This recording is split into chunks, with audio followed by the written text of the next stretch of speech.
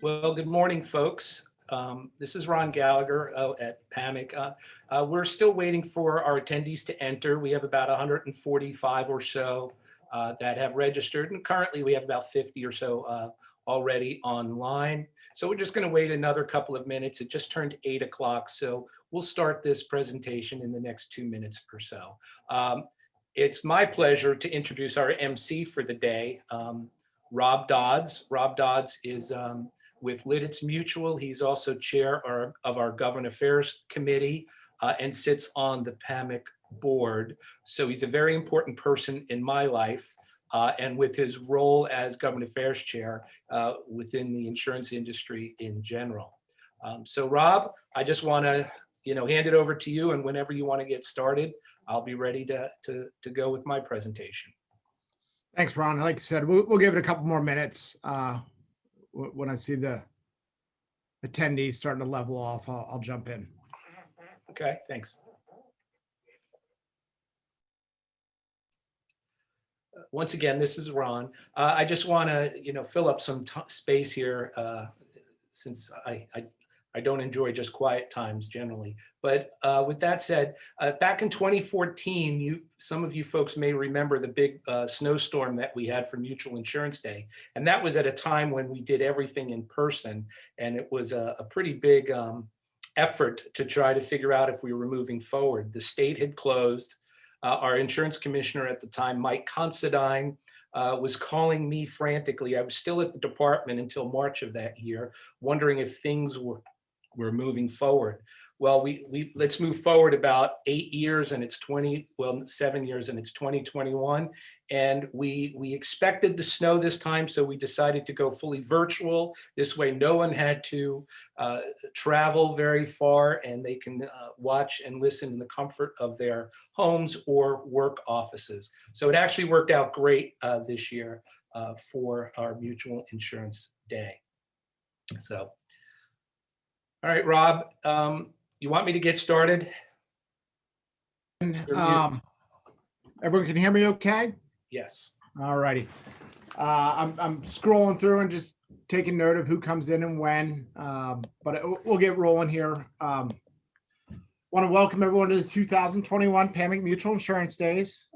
As Ron said, I'm Rob Dodds, Vice President of Legal and Compliance with Lidditz Mutual and current chair of the Governmental Affairs Committee. This is kind of a memorable event. I think we've been saying that all year and last year on two fronts. It's our first virtual Mutual Insurance Day, which turned out to be, like Ron said, a great choice. And second, we have the highest registration total ever with over 140 participants. When I jotted my remarks down, I'd said we'll certainly miss our afternoon portion visiting the House and Senate members, but it's my understanding that they're closed anyway. But most of all, we're going to miss the ice cream. We'll have to make that up at some point, Ron. That's true. I'm going to keep my remarks very brief, and I'm keeping an eye on who is here and who is not. But I think it's important that we kick off, and I'm not sure if he's on yet or not, with a recognition of a legend on this committee and with PAMIC, and that's Mike Yeager. Mike retired this year after 42 years with Lehigh Mutual and was a fixture on this committee as well as everything related with PAMIC. He served as a former chair of the committee and honestly was one of the very first people I met the first time I went to a committee meeting. Mike looked a little different at that time. Some of us remember the flow-in locks and the fish ties that he would put on, but Mike was honestly one of my most valuable resources. The first meeting, he was one of the first people to introduce himself to me. And since that time, someone I've always been able to count on for anything governmental affairs related or anything else. I could turn it over to Henry R. I'm not sure if he's on, and he could tell some stories from insurance schools and other events through the years, but we only set aside 4 hours, so we'll just keep it moving.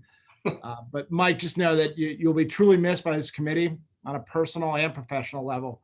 Your knowledge, insight, and experience will be irreplaceable. And PAMIC does have a little gift of recognition of appreciation for your time. Thank you very much, Mike Yeager. Also want to take this time to introduce the members of the Governmental Affairs Committee. I'm just going to rattle off their names. No need to stand up or raise your hand or anything like that. I've just got to find my list here. I've got them all over the place right now. Bear with me. Well, what we're going to do first, actually, I'll jump in with our platinum sponsors. This wouldn't be wouldn't be able to put this on without the sponsors. So they are Mutual Boiler Re, Munich Re, Hartford Steam Boiler, Donegal Insurance Company, PA Lumbermen's Mutual Insurance Company, Willis Re, Inquirian, Guy Carpenter, and Genry.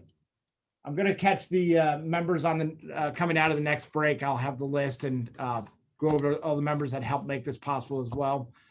And I'm going to remind everyone that there is a Q&A function at the bottom of your screen. With any questions, please do not use the chat function, but use the Q&A function. I will be checking it and get the questions to the presenters. And you will also receive a link after the event with a survey that you'll be able to access all the presentations that have been put on. At this point, I'm going to turn it over now to Ron Gallagher, President of PAMIC, for a legislative update. Okay, thank you very much. And I just need to do some electronic stuff and start sharing my screen to you. So the developers of this agenda obviously were pretty smart because they only gave me a half hour to talk about things. Can you, Britt or Rob, can you see my presentation now? Yep, I can see it. Great. Thank you. So this may look a little bit familiar from last year because I used the same format, but just updated it with new information. And actually, some of the information you see here will also be repeated because of what we were able to get done in the General Assembly and what we weren't able to get done during the last session. So I'm going to go quickly through some things and spend most of our time on what's new and where we stand. But in terms of defining success, I think it's always important to know that I just don't do these presentations just to do them. I do them with a purpose in mind, and that's to move the ball forward on the issues that are important to PAMIC. And the way we do that is through educating all the people that we need to educate, whether that's our public policy makers, our regulators, and our industry members.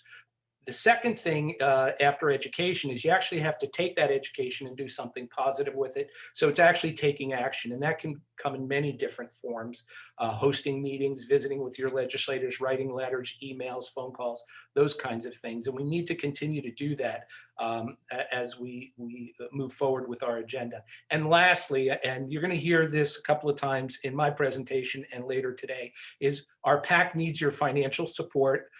It's our way of showing and supporting those legislators that have an understanding of our issues and are willing to work with us to make some of our needs practical. So with that said, let's go to what's going on. So we're going to talk about some of the things going on in the department. You know, we are a highly regulated industry. We have our own department. It's been around since 1873, so it's one of the oldest state agencies. We're going to talk about what's going on in the legislature, and you're actually going to hear from a very important political commentator, Terry Madonna, right after me, who's probably going to talk a little bit about, sort of the sea change that has gone on in our General Assembly, especially in leadership over the last year. And then the last thing, and I'm not going to spend really any time, is the PAMIC portal. So when it comes to department highlights, I know that there's a lot of bullet points here. But I do want to make you aware that these are some of the major things. The first bullet point I'm putting there doesn't affect the property and casualty industry directly, but it does have an indirect impact on the resources of the department. So the insurance department is taking over a function called the Health Network Adequacy Reviews.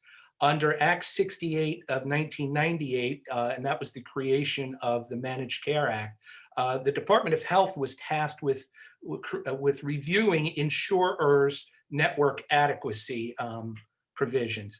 And as a result of that, there was always a lot of discussion between the insurance department and the health department on who had primary responsibility, were the networks really adequate, and those kinds of things. So now that's all being moved to the insurance department, and it's going to go under Deputy Shannon Loeb's responsibility. She has a rate and product regulation.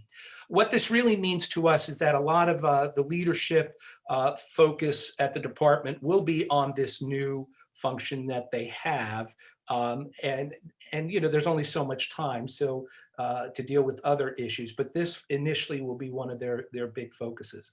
A former PID chief of staff, Allison Beam, she was appointed during the Corbett administration as the department's policy director at the time, and then left for a couple of years, went with one of our health insurers in Pennsylvania, and then came back as the PID chief of staff. And then in that role, she was moved to the governor's office as the deputy chief of staff with responsibility for the insurance department, health department, welfare, aging, and those kinds of direct health related agencies. And more recently, she's been named the Secretary of Health by Governor Wolf upon Rachel Levine's move as Assistant Secretary of Health at the federal level. So those are some, you know, people of influence that we've worked with before and are still working in very high levels in government. Missy Griner, going to the third bullet, was named the acting deputy for corporate and financial regulation. She has now been made the permanent deputy for that role. This is like in December, she was given that responsibility. Now, her position as director for examinations, financial examinations, I don't believe that position has been backfilled yet, so she's still wearing sort of two hats. The next item is something that actually came to my attention on Friday. The current chief of staff, Mike Humphreys, called me to let me know that the department is moving to a more proactive system to bill insurance companies for certain types of items. Most of these things are going to be dealing with financial regulation. So what they're going to be doing is actually using an invoicing system and invoicing you. Now, what that means, though, in the short term, is that they're going to make contact with the different insurance carriers out there to make sure they have the appropriate point of contact to send these invoices to. So some people and some companies may already be in conversations with the department about this, but over the course of the next couple of weeks, they're supposed to be talking with all of them. And there's about 15 or 1,600 insurers operating in Pennsylvania. So it is a pretty significant number of people that they have to talk about. Because of all the changes in the department, we did update the org chart. I'm not going to take you to it, but there you can follow the organization and the key players up to the deputy level with their phone numbers and email addresses as well. One of the things that came to my attention, and this is probably one of the most important aspects of this part of the presentation, is that in working with one of our member companies, they were discussing with me some of the comments that they've been receiving back from the department on the forms that they had submitted, with a lot of requests to update their forms with information that didn't always exist in the forms. What we found out is that the department updated their checklists, their rate and form checklists, at the end of September of 2020. And the property and casualty products checklists were updated at that time. So if you're not familiar with those requirements and you're going to be doing some rate and form filings, you need to look at the checklist to make sure that you're obviously checking all the boxes that the department needs. You can see the website right there where you can get direct access to it. This presentation will be made available to you as well, so you won't have to type all of that in. You can just copy it and then paste it into your browser. But that's something you should be aware of because it'll obviously, if you don't, it's going to be a lot more back and forth with the department, and it's going to delay getting your forms implemented. Now, what's going on in the General Assembly? Well, there's a lot going on in the General Assembly. Let's start off with the Senate, because this is where the leadership team has changed dramatically. Our new Senate pro tempore is Jake Corman from Center County. He replaced Joe Scarnati, who came up from the northwestern part of Pennsylvania. But as a result of that change, there was this cascading effect of new leaders in new positions. So Kim Ward is now the new Senate leader. Appropriations Chairman Pat Brown is still in his current role. But then you can see we have a lot of other new changes. The last two bullets are probably the most important, or the last three are the most important to us. Ryan Ament was elected to a leadership position as the caucus secretary. Mario Scavello is now the policy chair. The reason why that's important to us is that prior to that role, he was the chair of the Senate Banking and Insurance Committee. So as a result of his movement into leadership, that opened up a vacancy, and Senator John DeSanto from Dauphin County is now the new chair of the Senate Banking and Insurance Committee. John's background, we're hoping to get him to speak at one of our events, maybe the annual spring conference, to talk about what he sees as in his new role. But John is a business person from the Harrisburg area in the real estate market as a builder, developer, contractor, those kinds of things. So he does understand the business dynamics and regulation in Pennsylvania. So he's a good choice for the role of chair of the Senate Banking and Insurance Committee. The other thing before I move off of this is that the majority of the people that you see here also have some PAMIC members in their districts. So we're going to have to reach out to them specifically and talk about the issues that we find important and the potential solutions that we can offer to those issues. So we'll be working with our individual members on that as the year moves forward. If you're not familiar with how our General Assembly works, they have a biennial session. So the new biennial session just started. So we have 2 years before the next general election where all these leadership positions get chosen and that kind of thing. So we're just in the very beginning of the new 2-year session. Moving on to the Senate Democratic leadership, there aren't many changes here, but you can see who they are. Some of these folks, especially in the Philly area, do have at least one of our members in their district. So we've already met with, for example, Senate Banking and Insurance Chair Sharice Street at actually the contributionship at one time within the last 2 years or so. But they've been pretty steady in their leadership ranks over the course of the last couple of years. Then we go to the House Democratic leadership. It's the same story here. There's not a lot of change. There's no change here in the leadership structure. The minority insurance chair is Anthony DeLuca. He's been in that position for well over 20 years now. I remember working with him when I was at the department, and he understands issues. He's from Western PA, and he's willing to talk about the things that are impacting our industry. So he's been a good guy to work with over the last couple of years. Then we go to the House. Once again, the House has had a lot of new leaders as well. Our new Speaker of the House, he was elected late last year to finish out the last year's 2-year term, Brian Cutler out of Lancaster. We have Carrie Benninghoff out of Center County as the House leader. Appropriations Chairman Stan Saylor out of York. That's a role he's had for a while. Donna Oberlander out of Clarion. She's been in that position for a while.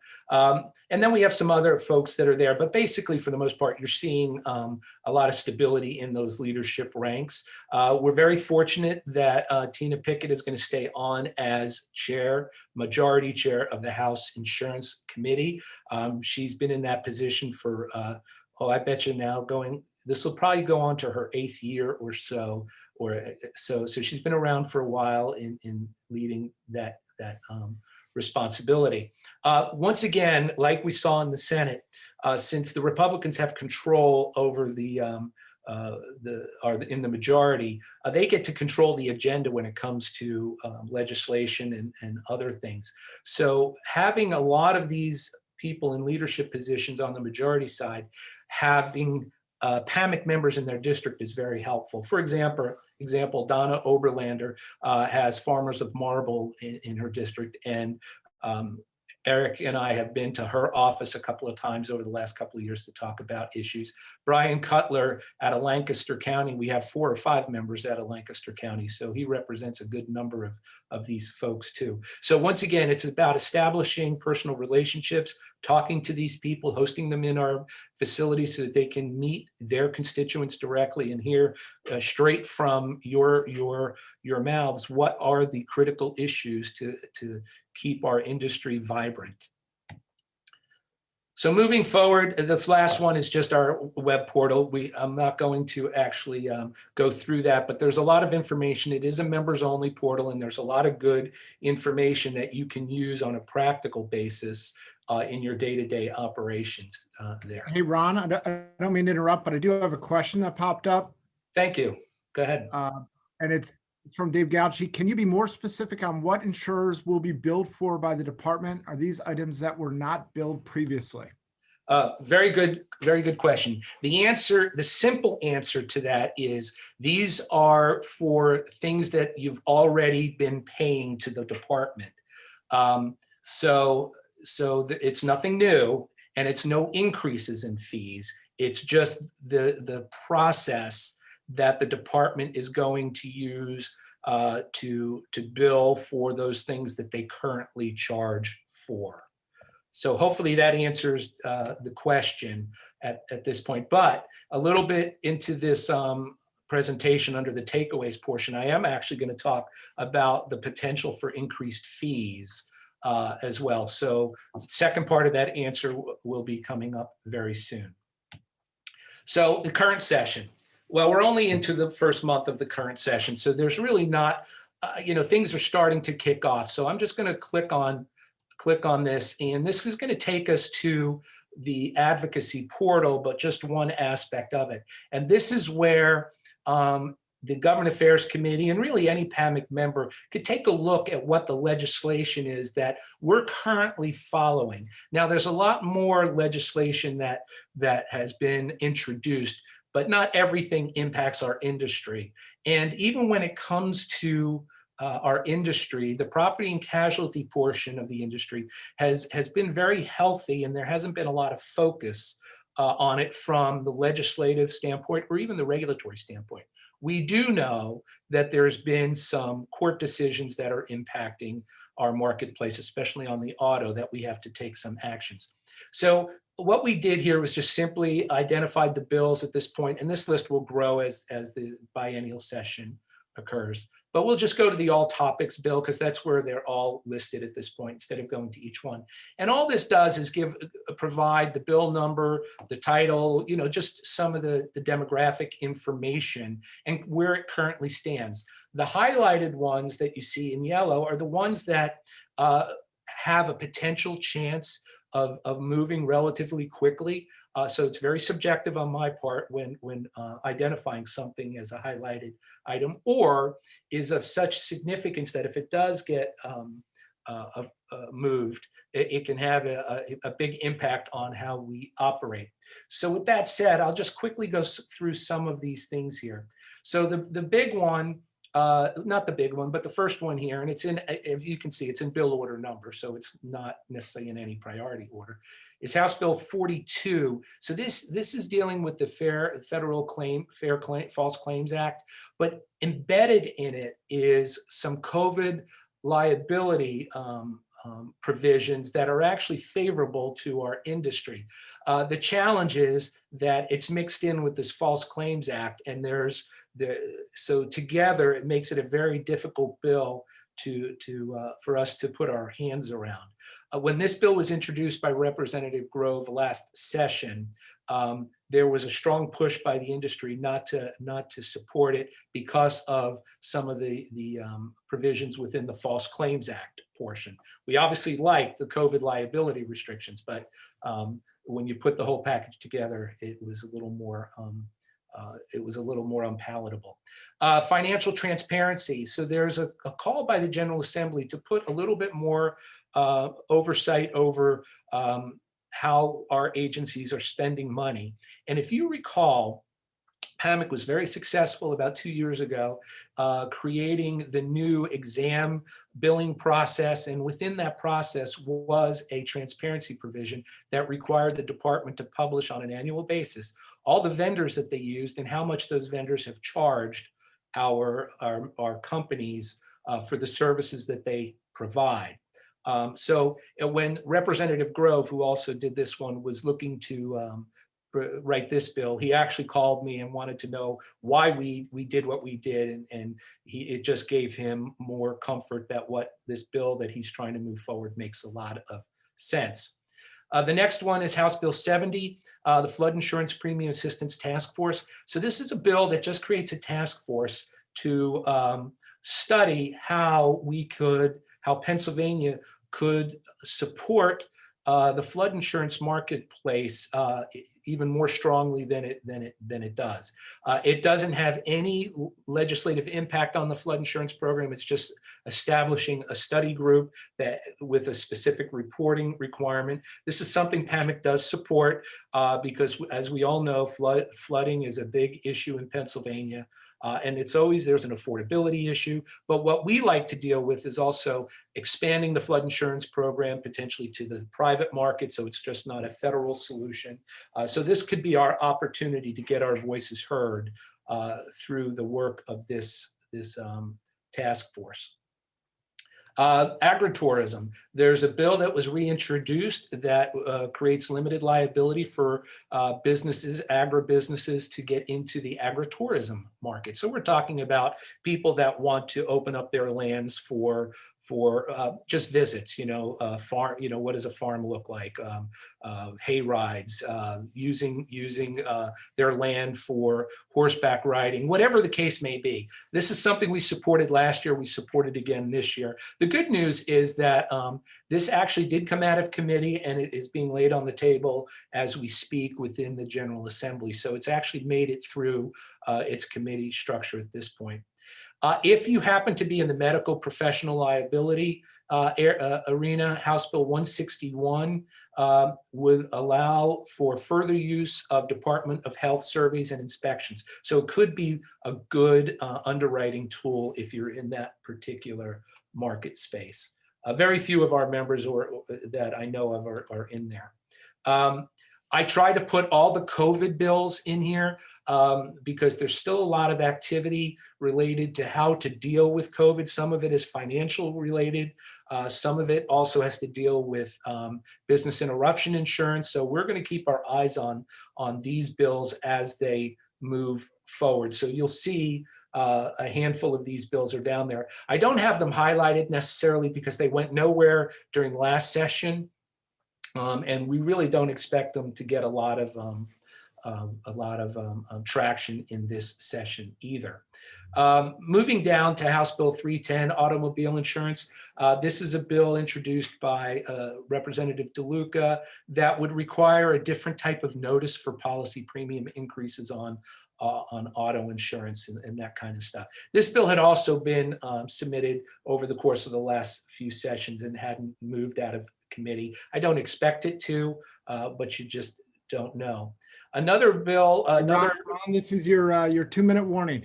Oh my gosh, okay, I'll get done very quickly here. House Resolution 13, this deals with workforce development, and as you know, this has been a big issue for PAMIC trying to develop pipelines, especially through the state system of higher education to attract talent to our industry. So we wanted a seat at the table so our voices can be heard as well. We have a $100 billion a year industry. We employ about 200,000 people. So we believe it deserves its place at the table.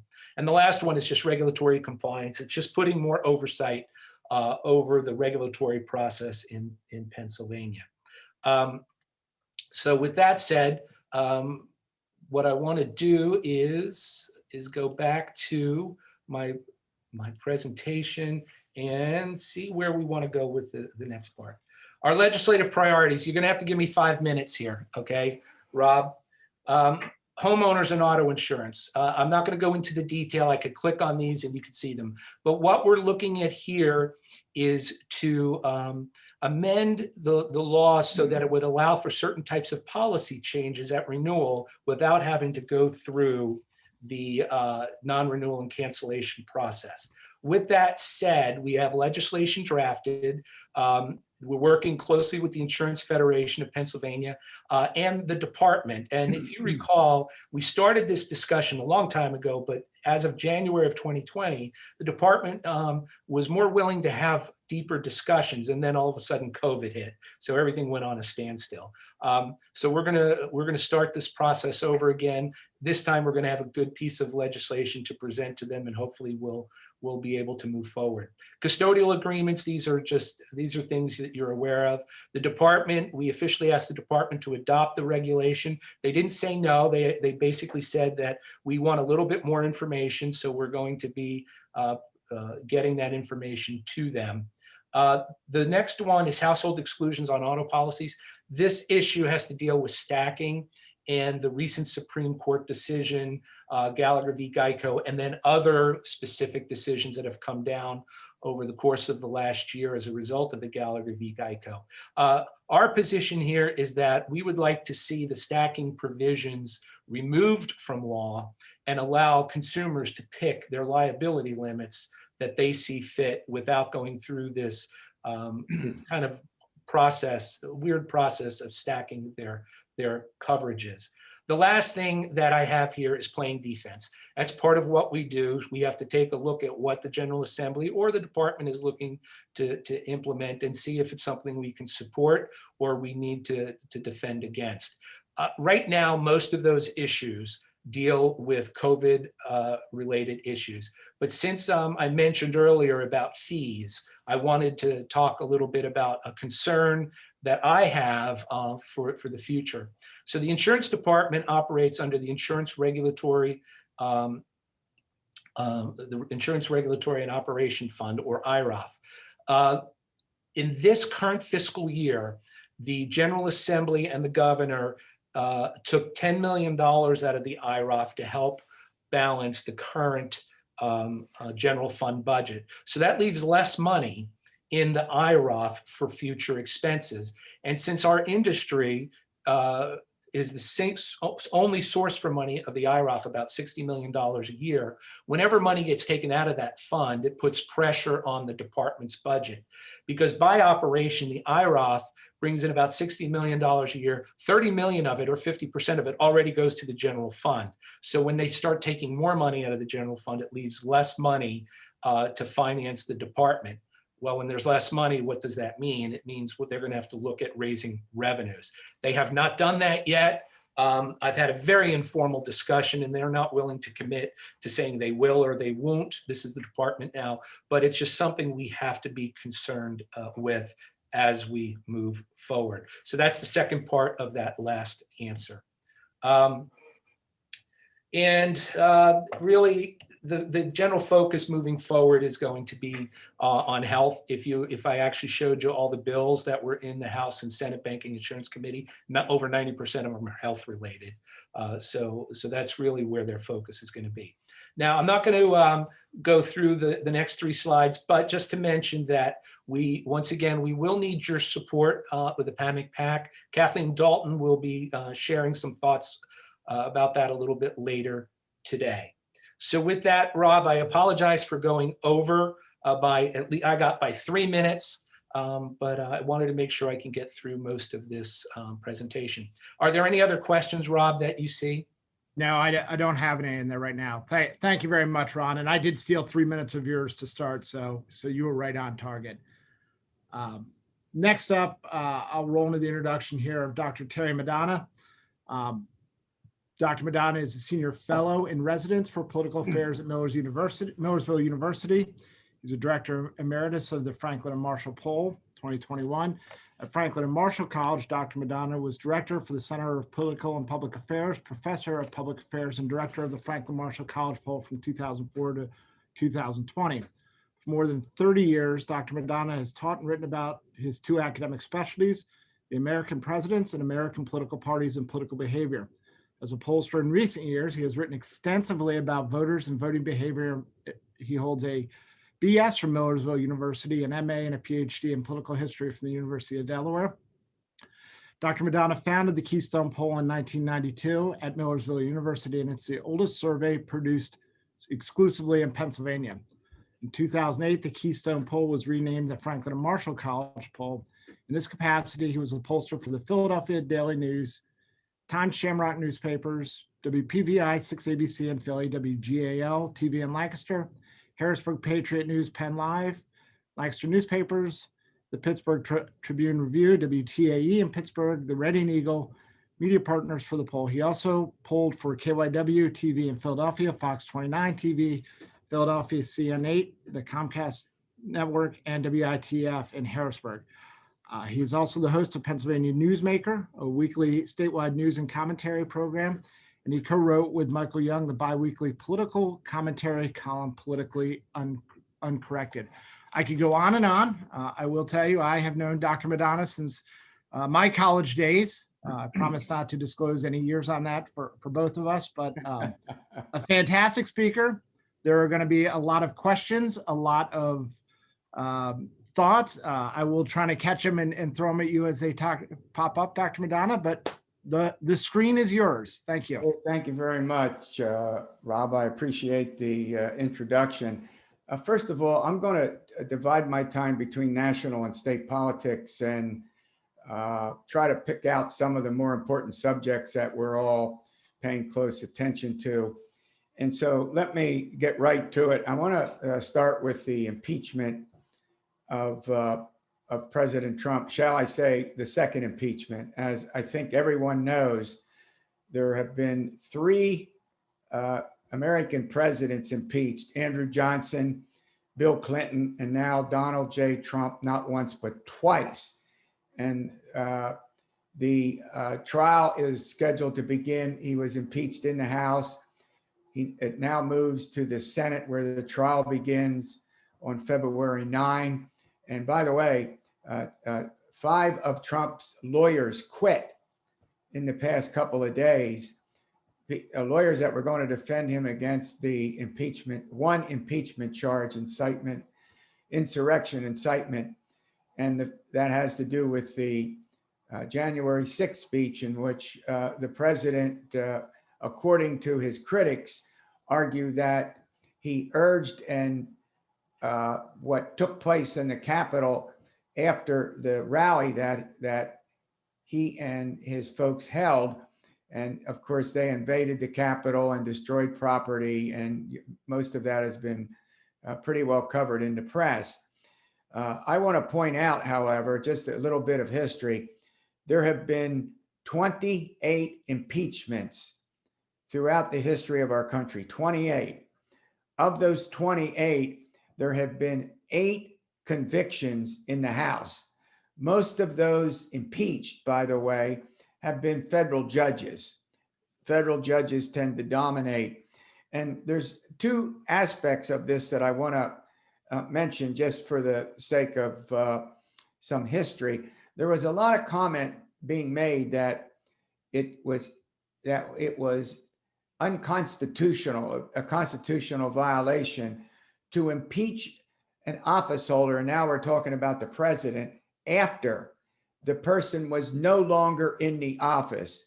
Well, there was a very important case back in the 1860s involving Ulysses S. Grant's Secretary of War. The guy's name was William Belcamp, and he was charged with bribery, among other things.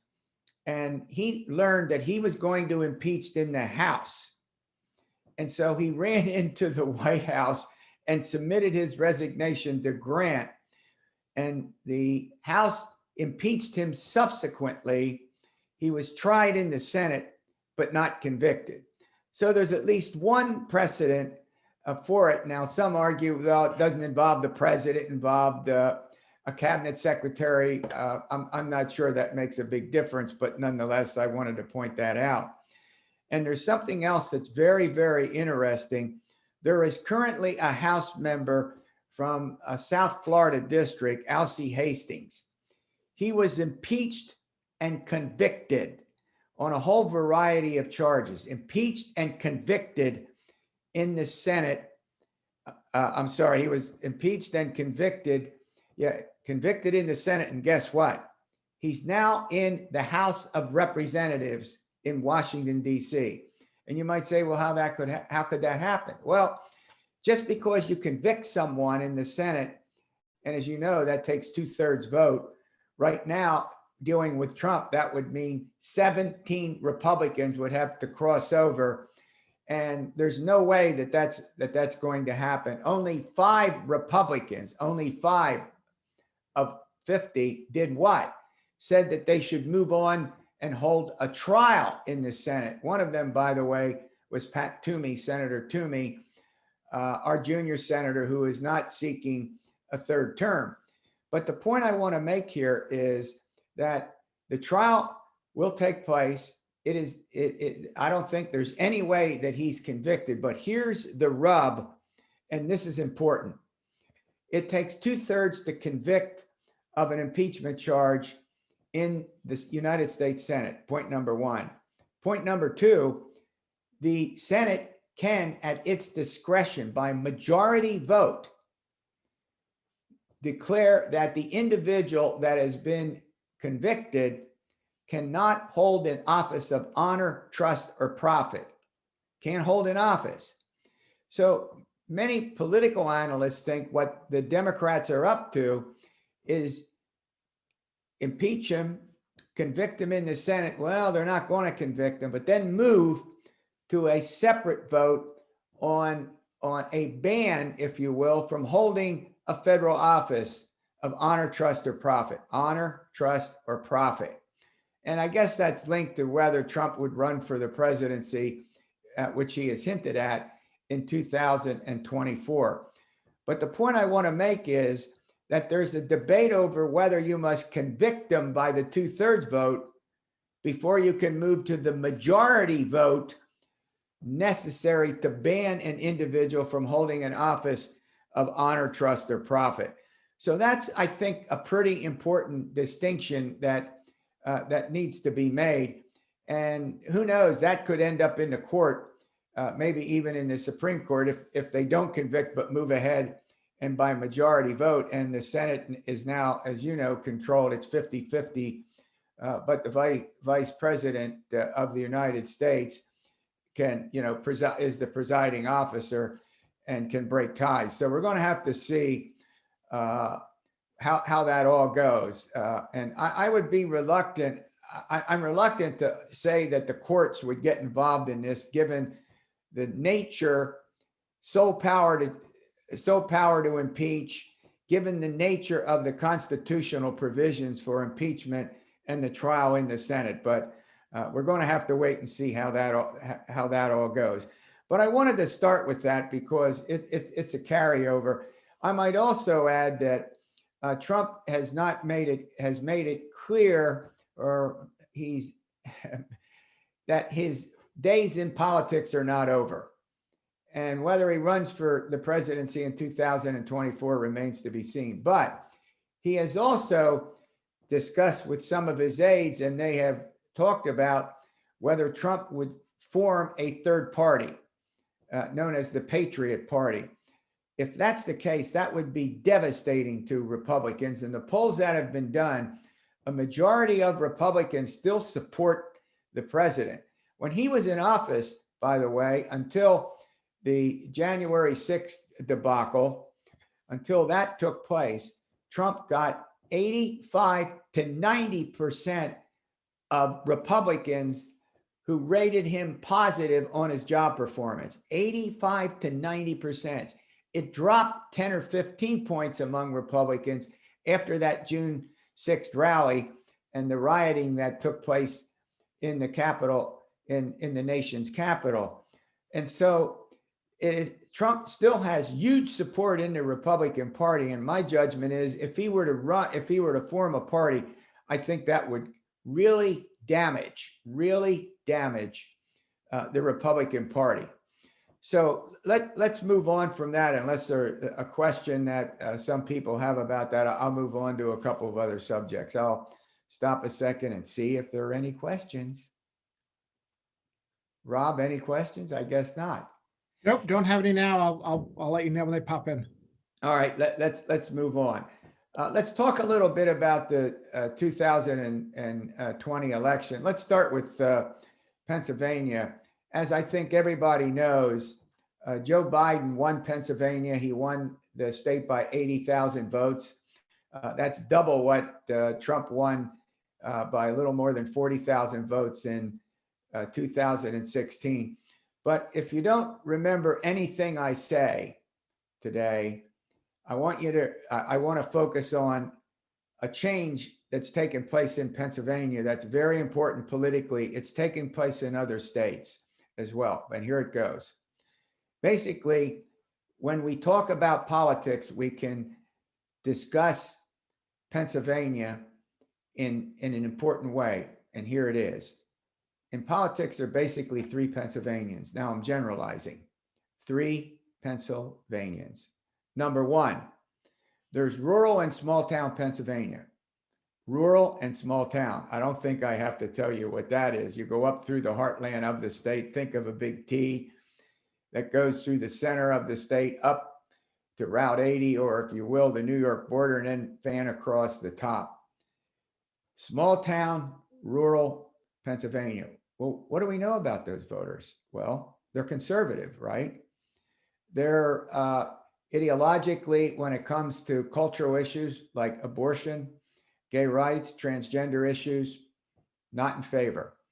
How about climate change? Don't touch. Don't fool around with climate change, because many of these people's ancestors, particularly up in portions of the Northeast and especially in the Southwest, coal, steel, iron, and of course now hugely important to the economy of the Southwest, natural gas. That's all right. Let's go to guns, the Second Amendment. Don't touch my guns. So these are conservatives. By the way, out in the Southwest, out in places like Beaver and Greene and Washington and Westmoreland and Fayette counties, just to mention several, they all in 2016 had a Democratic voter registration edge. More Democrats than Republicans. Every single one of those counties went for Donald J. Trump.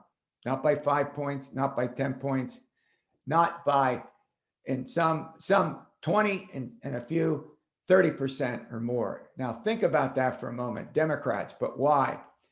Because the Democrats have lost the base that they had among working class voters, those with high school educations or less, those that fell into the category ideologically that I just mentioned. Let's talk about the second group, cities. Now, I don't think it's going to take long to explain that the cities are mostly Democratic. Whether we're talking, and I'm not just talking about Pittsburgh and Philadelphia, I'm talking about Lancaster, I'm talking about Harrisburg, I'm talking about a whole variety of small cities as well as large cities in our state that are Democratic. And what do we know about the voters there? Well, they're pretty much the opposite, aren't they, of what rural and small towns, whether it's cultural issues, whether it's gun control, whether it's climate change and legislation to deal with it. And so those are the two that, for the most part, are solid where they are. Now let's go to the third group. It's the suburbs. The suburbs. In 2020, when Joe Biden carried our state, he won Bucks, Chester, Montgomery, and Delaware counties by 100,000 more votes than Hillary Clinton did in 2016. There's a huge if we were to talk to 20 years ago, if I were to have this discussion with you and we were talking about the suburbs, I would say wholly owned subsidiary of the Republican Party. Not any longer. They have been shifting to the Democrats, as I indicated, 100,000 more votes for Joe Biden. They're populist, And that's really important. And what do we know about them? A lot of college educated women, and the Republicans have a big party with college educated women and millennials. That I'm talking about the 23 to 38-year-olds, the millennials. There are 80 million of them in our country, 80 million of them. And in the next 10 years or so, they're going to dominate the politics, if for no other reason than the sheer numbers of them. And one of the huge issues with them is climate change. There's no doubt about it. But most of them tend to be more culturally liberal, and they've been voting Democratic now for some time. And so the problem that the Republicans have is, yes, they are doing well with working class voters in the rural and small town parts of our state and other states as well. But when it comes to what? When it comes to talking about the suburbs, the populous regions, and not just the suburbs in Philly and the suburbs in Allegheny County. I'm sitting in Manheim Township in Lancaster County, which is, I never thought Manheim Township would be Democratic, but it is. Lancaster Township, again, adjacent to the city of Lancaster, a suburb, Democratic. Go up to Dauphin County, Harrisburg, the suburbs, Democratic. Dauphin County is now a Democratic county, end of quote. And again, I could go throughout other places in the state and show you the same pattern, the same trend. So looking ahead, the Republicans need to do something. And I think they understand this about the problems that they have in the populous suburbs of our country. You all with me on this? So back to 2020 in another way, here's what was really fascinating in the state of Pennsylvania. Here's what was fascinating. Yes, Joe Biden won the state by 80,000 votes, but the Republicans statewide won 2 of the 3 row offices. They won the Auditor General post and they won the State Treasurer post. Josh Shapiro won re-election to the Attorney General's post, and we all know what he's likely to do. I'll speculate a little bit. It's only speculation. Probably run for governor in 2022. Governor Wolf is term limited, as I think most of you know. In addition to that, the Republicans picked up a couple seats in the state house. In the Pennsylvania state house, I think 3 seats. And that surprised a lot of people, given the trend that I just talked about in the suburbs. And so here's basically the way to think about this. And this is going to sound a little different. Donald Trump had coattails. Joe Biden did not. Uh-oh, what does that mean? Well, if you go out to the places that Donald Trump won, the counties that Trump won, and you look at how the office holders for the state row office holders, State Treasurer, Auditor General, how well did they do? Well, they were very close to Trump's vote. If you go to the counties that Biden won, there was a gap between what happened in down ballot and the popular votes that Joe Biden got in a particular county. I'm going to let that sink in. So amazingly, Trump had more straight party votes, and that helped him. I don't think that mitigates the problems that the Republicans have, not long-term, but short-term. And the change again took place in the Philadelphia burbs, where Joe Biden won all 4 suburban counties, Bucks, Chester, Montgomery, and Delaware counties. And as a result of the Pennsylvania Supreme Court's redistricting in 2018, the 4th, the 5th, the 6th, and the 7th congressional districts were Democrats won re-election in those districts. And they also won the 7th district, the Democrats up in the Lehigh Valley. Now that has a lot to do with redistricting that took place that we can talk about if you want, done by the Supreme Court in February of 2018. All right, I'll move on. Any questions about that? No questions at this time. Wow, either I'm good or I'm not. I'm trying to keep a sense of humor. Oh, I might. All right, so let's move on to some other aspects. I just want to mention Pat Toomey is not seeking a third term. Senator Toomey, by the way, has been what I would call a fairly independent conservative through his career, and an honorable one. You can disagree with him, but he's has a pretty strong conscience about what's right and wrong. What's remarkable is, given how difficult things are right now in politics and how Democrats and Republicans it's not that they don't get along professionally, they don't get along personally.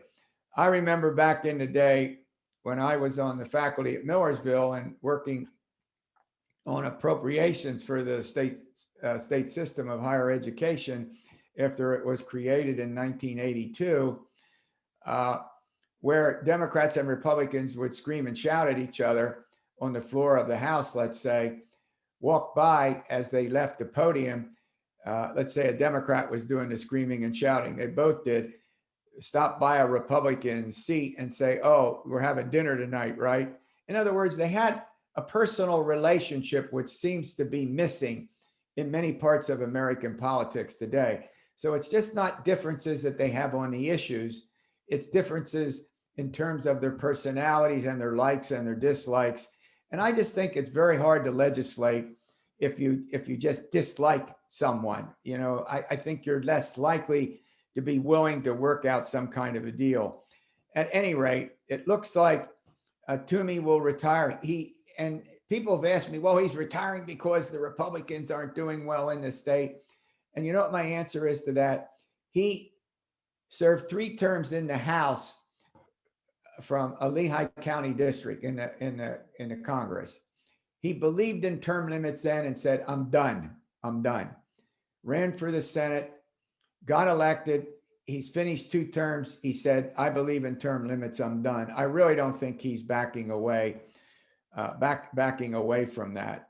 And so Larry Sabato on the crystal ball, I think I've said this before, if you have no life and you wake up every morning and you have to find out what the heck is going on, you could get on crystal ball. That's Larry Sabato down at the University of Virginia.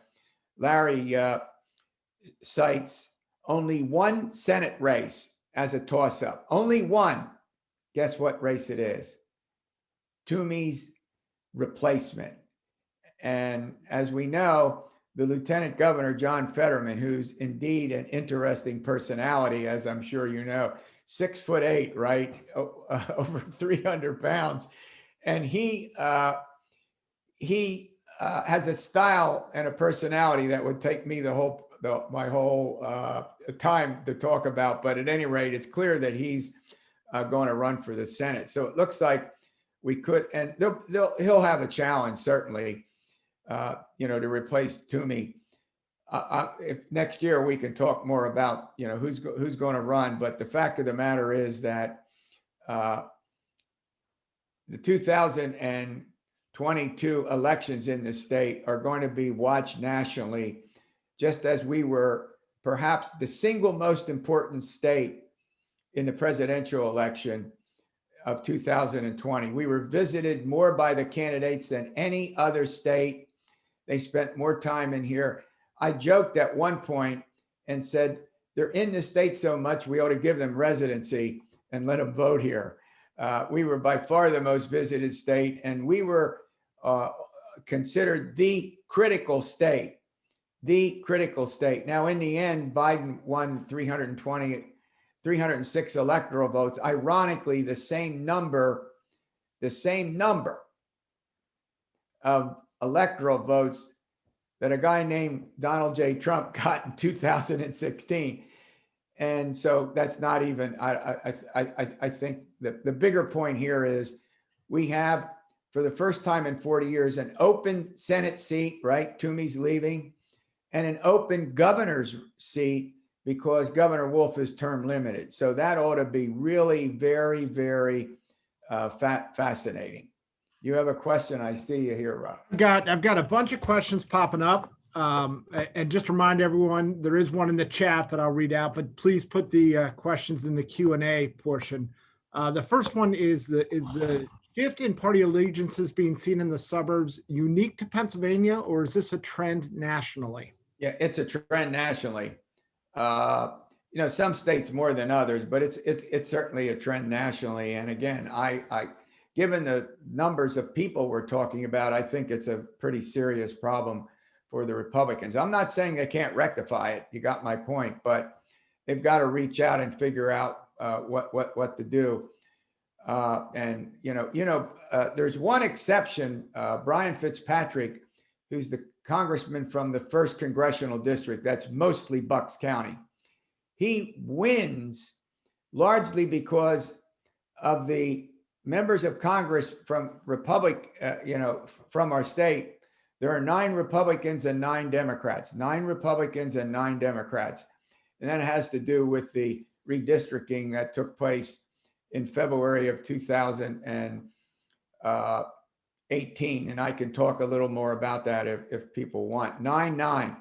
He has been, of the 9 Republican members of Congress, the more moderate one, if you will, the one less likely to support Trump. So he's shifted to a kind of moderate agenda, largely because that's what the voters in Bucks County want. You segued perfectly into the next question, and that was, what key topics, social issues, economics does the Republican Party need to reinvent or target in order to encourage more millennial voters to either stay with the party or swing them their way? Yeah, that's a great question. Well, first of all, the dominant issue right now, as I think everybody knows, is COVID-19. And as we all speak, there isn't any doubt that Biden has invited 10 Republicans into the White House for a discussion about the $1.9 trillion stimulus package. The Republicans have a $600 million stimulus package. Biden wants 1.9 trillion.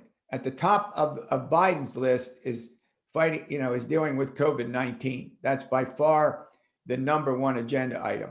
But we also have the economy, right? We also have the economy and jobs. We also have the business of terror and issues related to that, and healthcare. So the Republican problem with a lot of voters is the intensity of the social issues for some voters. Again, abortion and gay rights. And I think by focusing on COVID-19 and the economy in particular, that would be more helpful to them. The millennials want jobs. I guess we all want jobs at some point in our lives, but they want jobs. And I think but it's not going to be easy. Okay, another question, shifting gears a little. Do you see the Congressional House Democrats, House Democrats taking action against Representative Marjorie Taylor Greene? I think it's possible, and they could censure her. That's exactly right.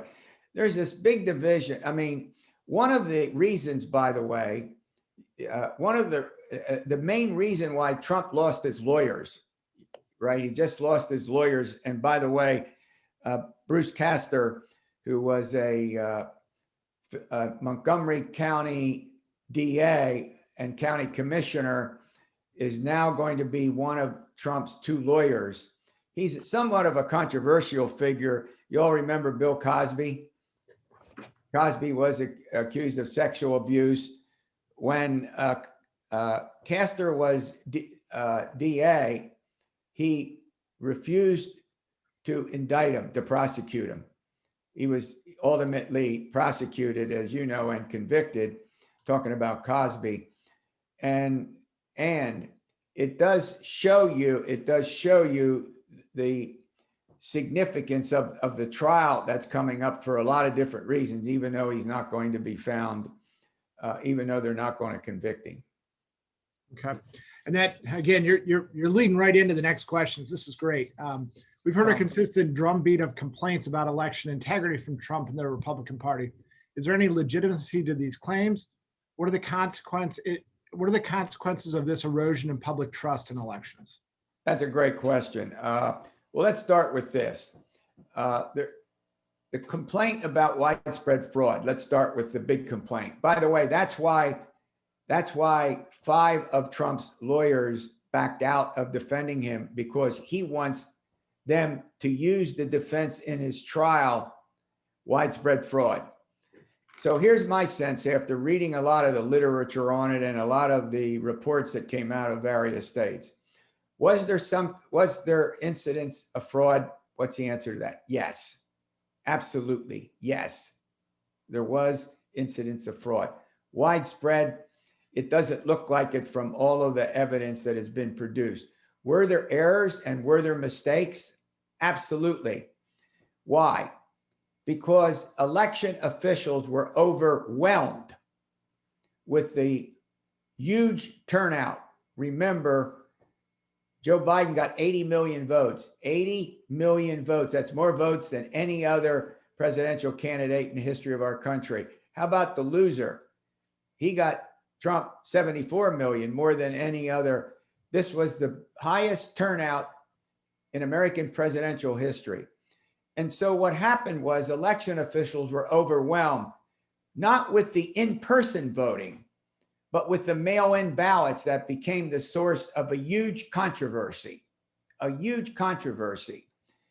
because these ballots were not permitted to be opened until election day, counted, I should say, until election day. And I don't know how many of you out there voted by mail, but there was a procedure that you had to utilize when you voted. You had 2 envelopes. You put your ballot inside the inner envelope. The outer, put the small envelope in a bigger envelope, and that had the address of where it was to be submitted in the county, right? And then it was sent to the various precincts. And unlike Florida, which permitted the ballots to be opened and sorted and counted 3 weeks in advance, that was not permitted under the Pennsylvania mail-in ballot law. And so there isn't any doubt that created a huge problem.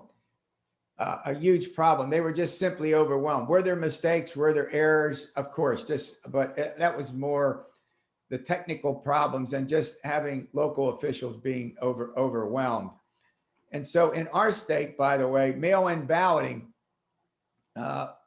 which was approved, I think, in 2019 for 2020, guess what? It was passed with bipartisan support. But as it became clear that it favored the Democrats, then Republicans, were not as happy with the bipartisan vote. How about this? Biden in Pennsylvania won 3 of 4 mail-in ballots, 3 in every 4. Trump won 2 of every 3 voters who turned out in person. So you immediately get the bipartisan difference that existed. So my hope here is that Republicans and Democrats get together in the legislature and work out a compromise. Mail-in balloting is here to stay, but let's reform it, right? Let's clean up the problems that existed with it so that they don't happen again. And hopefully that can get done by the legislature before 2022. I don't think it's likely to be a problem in this off-year election. All right. Okay, a few more popping up here. In response to the violence on January 6th, many corporate PACs suspended funding for some or all politicians. How do you see this playing out? Do you anticipate employee contributors to be more discerning with their donations to align with their personal persuasions versus their business interests? Well, I think a little of both, to be honest with you. A lot of folks who are in, if you're in a teacher union, you're going to support, the positions of the union that are going to be helpful to you as a teacher, right? Now, I mean, if you're an individual and you're not connected to an organization, and that the organization has goals, you're going to support the organization and goals. But if you're completely independent of all that, that might be the case where you're going to look more carefully, at issues. But boy, the amount of money that gets contributed by political action committees is huge. And I don't think that's likely to change. Corporate PACs, labor PACs, other PACs are going to, special interest PACs are going to continue to do what they do. And I think for the most part, I don't see any insurrection, to put it another way. I haven't seen any evidence of a big insurrection. One of the things that we've seen is, and I've been doing this for a long, long time, and I look at other polls, I have never seen more division and more partisanship since we've had scientific polling. We have to struggle to find things that Democrats agree on. Remember we talked about Trump, about Republican support for Trump, 85, 90%. You know what it was for Democrats on his job approval? Single digits in many cases. How about this? 8, 9%. If that, some were even lower, giving the president a positive job performance. Republicans, 85, 90% until January 6th. And so Democrats and Republicans agree on very little. I joke and say they agree on medical marijuana. They don't agree on recreational marijuana. 58% in a poll that we did when I was still at F&M, not too long ago, 58% of Pennsylvanians support the legalization of pot. You ought to see the difference by party. You ready? Huge differences. And again, it goes to this difference that I talked about on ideology. It goes to differences on social issues. I don't think social issues on issue of gun control. I could go on and on. In the next question that pops up, I'll paraphrase a little bit, is gerrymandering a root cause of the division? Is there any hope to eliminate this methodology of creating districts in the future? Well, guess what? That question just goes to something that I was going to talk about. Perfect. Ready for this? Gerrymandering. Let's start with this. You all think gerrymandering's new. It's a subject in most of our lives. Nope. Gerrymandering has been going on since the birth of the Republic. I know you won't believe this, but you have to go back not to the 19th, but to the 18th century, when the Massachusetts legislature created several grotesquely contorted, are you ready for this? Salamander-shaped districts. Think of a salamander. They were protecting their party, the Federalist Party. This is the first party system in our country, the Federalist on the one hand and the Democratic Republican. The term gerrymander is derived from the governor of Massachusetts, one of the founding fathers, by the way, who was big time into these salamander-shaped voting districts. His name was Elbridge Gerry. Got it? Elbridge Gerry, gerrymandering. Point number 2, the courts in our country did not, listen to this, did not get involved in gerrymandering until the 1960s. Why not? The courts argued that malapportionment, redrawing the boundary lines to straighten them up by population, that was a political question, not a legal question. In other words, it wasn't justiciable. You like that word? Wasn't justiciable. In 1962, that changed. All right, let's go to Pennsylvania. In 2011, the Pennsylvania legislature, we got to go to 2010. What happened? The Tea Party election. The Republicans would end up in 2011 controlling the House and the Senate, and they elected a Republican governor. Anybody know who it was? Tom Corbett. So the Republicans controlled the legislature and what? The governorship. So they redrew the boundary lines in the state of Pennsylvania that heavily favored the Republicans. We have 18 members of Congress. So what happened in 2012, in 2014, in 2016? What happened in congressional elections? How many different ways can you say 13 R's, 5 D's? 13 R's, 5 D's, 13 R's, 5 D's. When after 2016, there were legal challenges, League of Women Voters and a couple of other groups attacking the 2011 gerrymander.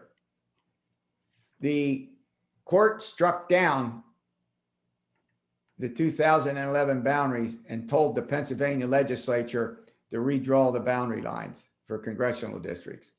The legislature didn't do it.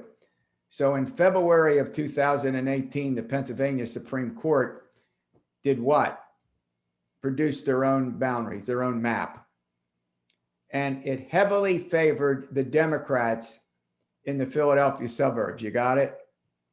And up in the Lehigh Valley. So translation, in 2018, which was a good year for Democrats anyway, but with the newly drawn districts, it ends up 9 Republicans and 9 Democrats. So make no mistake about it, as we go into 2000, and here's what has to happen when you redraw the boundary lines. It must pass the legislature. This is Congress, not state legislature, Congress.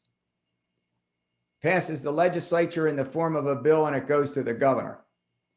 So next year, when it gets done, or for next year's elections, we have a Republican-controlled legislature, which is a conservative legislature. I use conservative and liberal as descriptive. And we have a liberal governor. Anybody want to disagree with that? And so they're going to have to work out a compromise, right? Because Governor Wolf is not going to sign a bill with new legislative congressional districts that are not, that he believes work against his own party. So we could have the Pennsylvania Supreme Court draw the lines again. And how many different ways can you say 5-2? 5-2, 5 Democrats, 2 Republicans on the Pennsylvania Supreme Court. And so we're just going to have to see where all of that goes.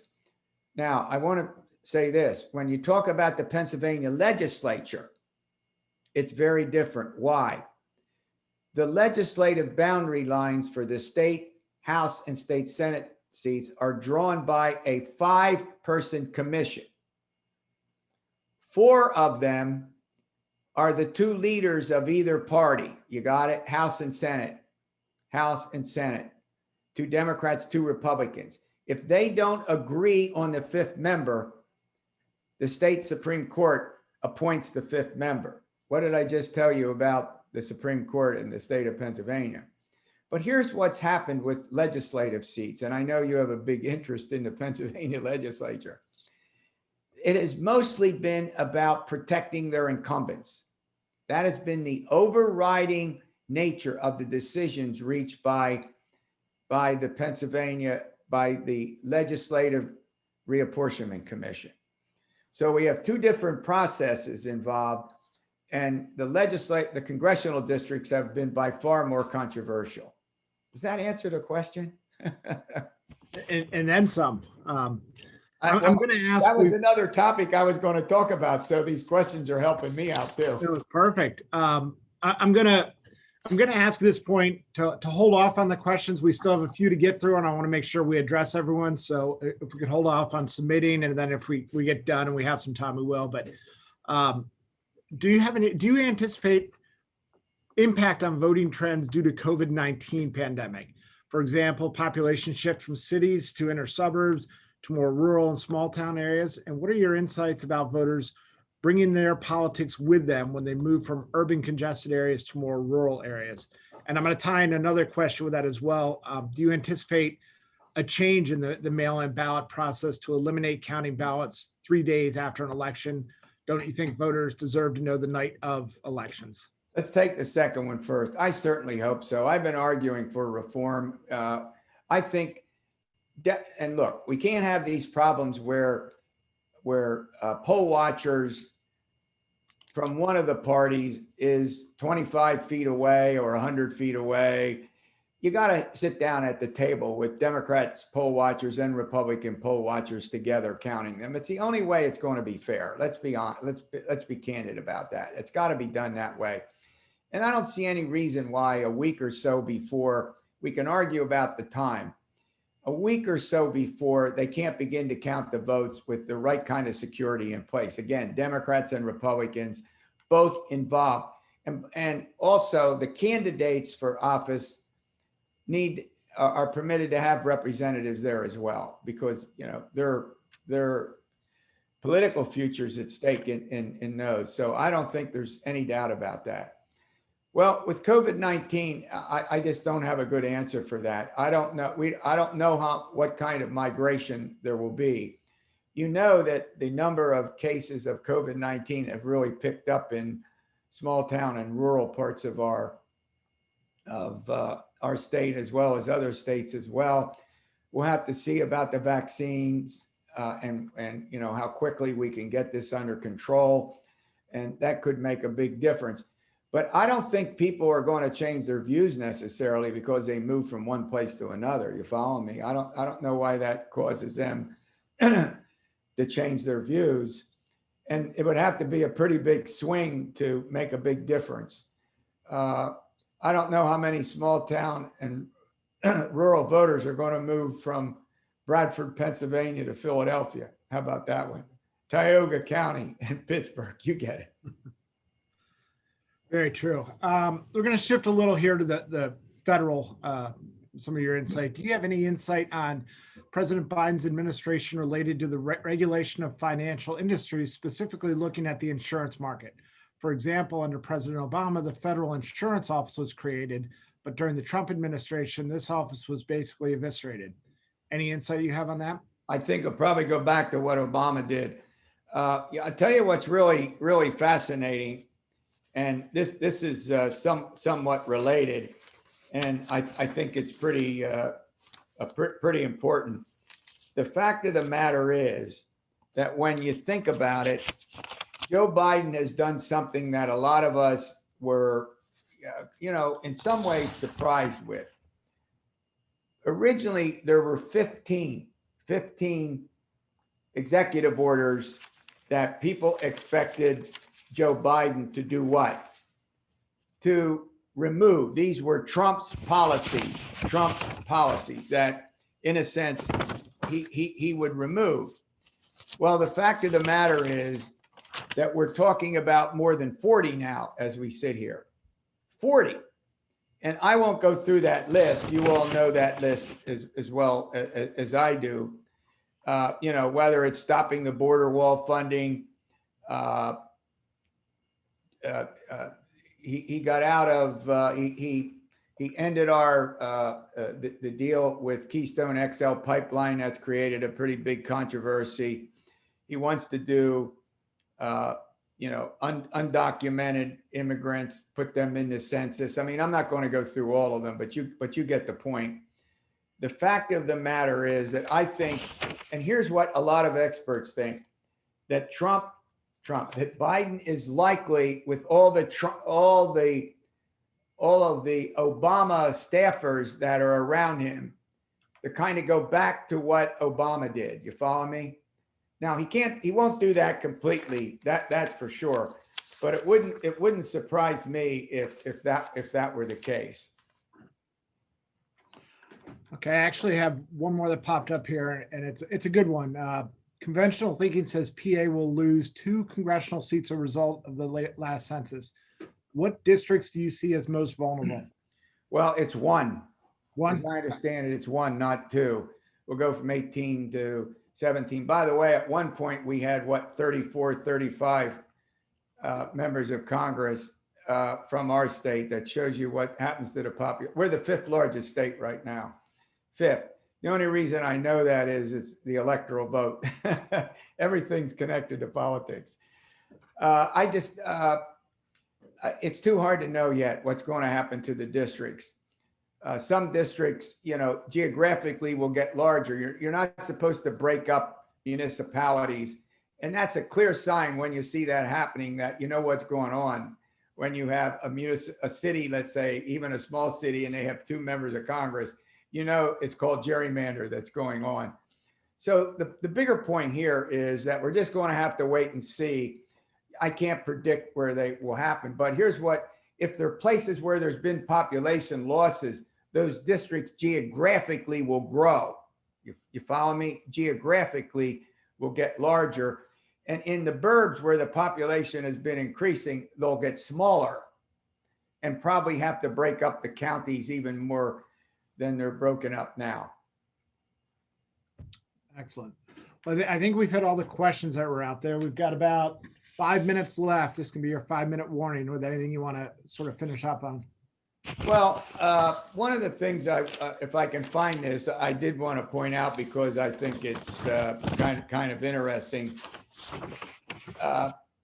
When we had the inaugural, and this is just a lighter moment.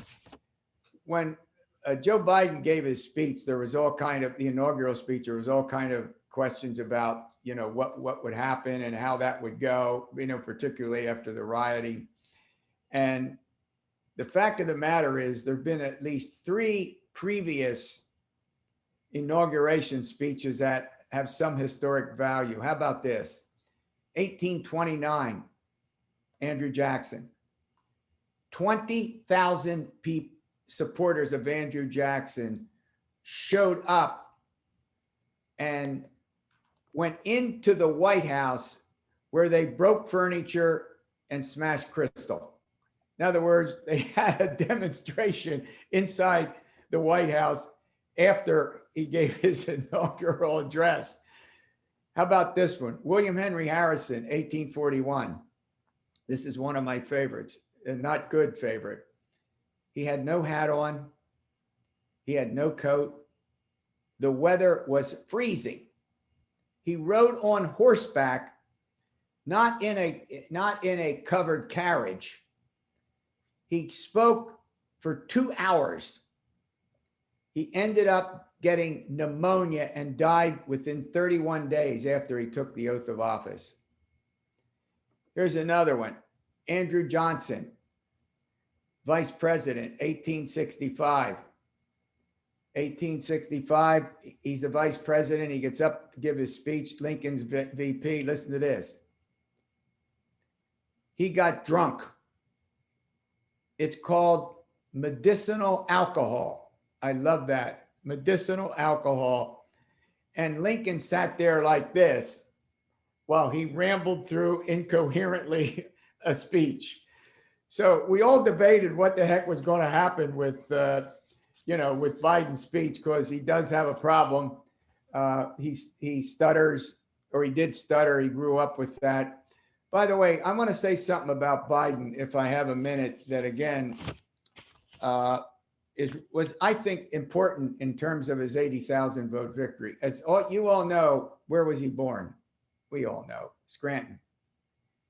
His dad had financial problems, so he left Scranton and moved to Wilmington, where he ultimately gets involved in the automobile business.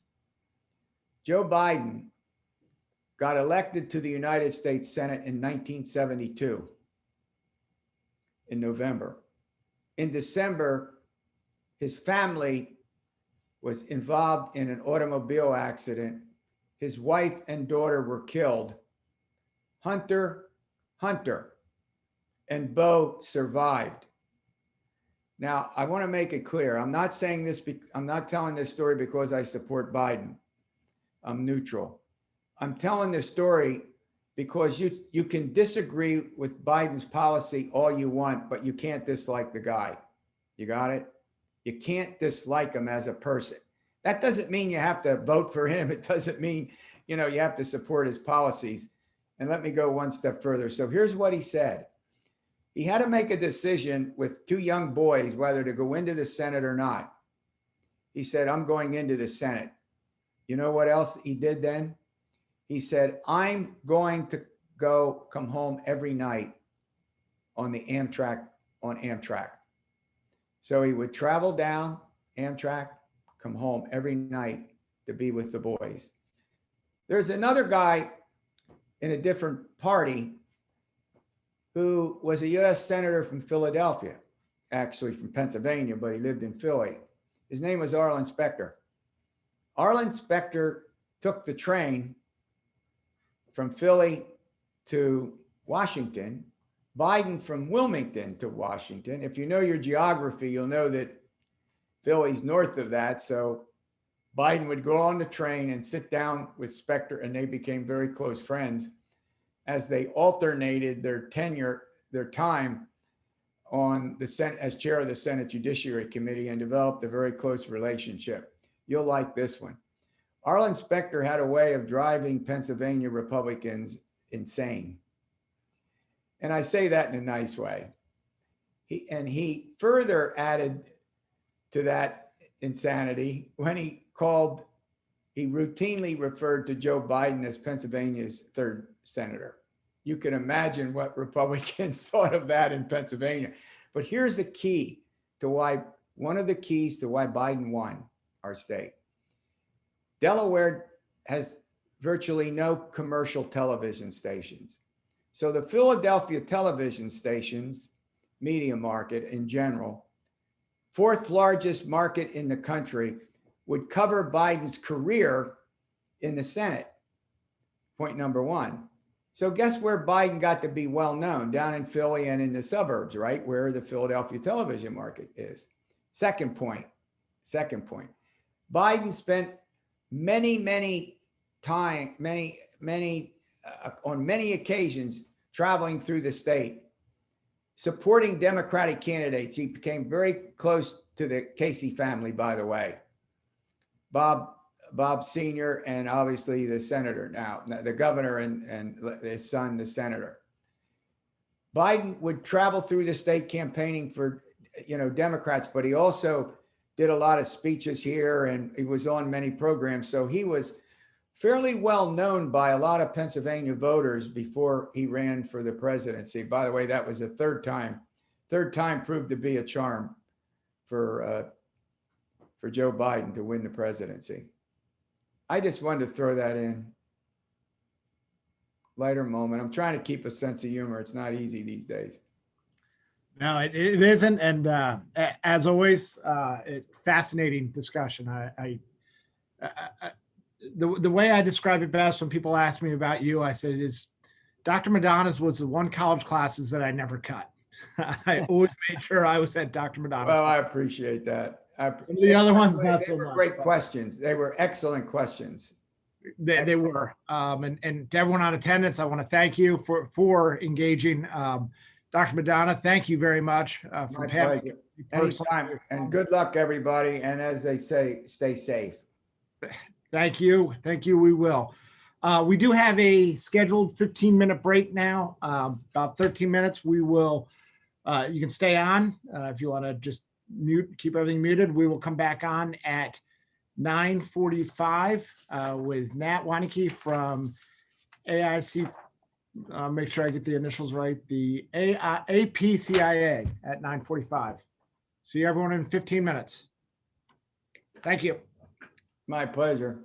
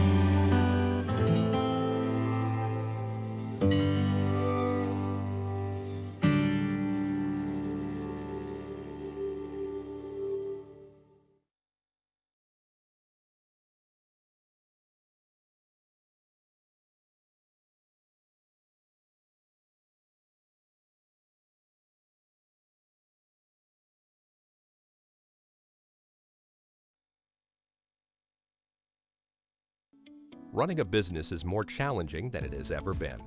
We know staying competitive and driving your business goals are your top priority.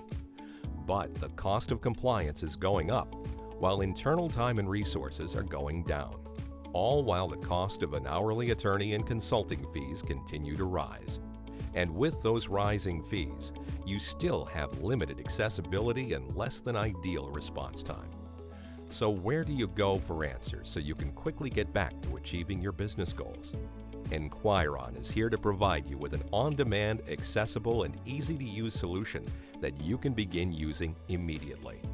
It takes just 1 minute to register. Get unlimited support from our client services team. Save an average of $12,000 annually.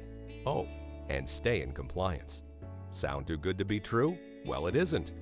You get unlimited access. Get started today. And suddenly, the path toward compliance isn't so challenging. In less than 1 minute, you can log in or register and be on your way. Stay focused, stay competitive, and drive your organization's business goals. Let Enquiron help with the rest. Our client services team is standing by to answer any questions you may have. Turn your questions into answers.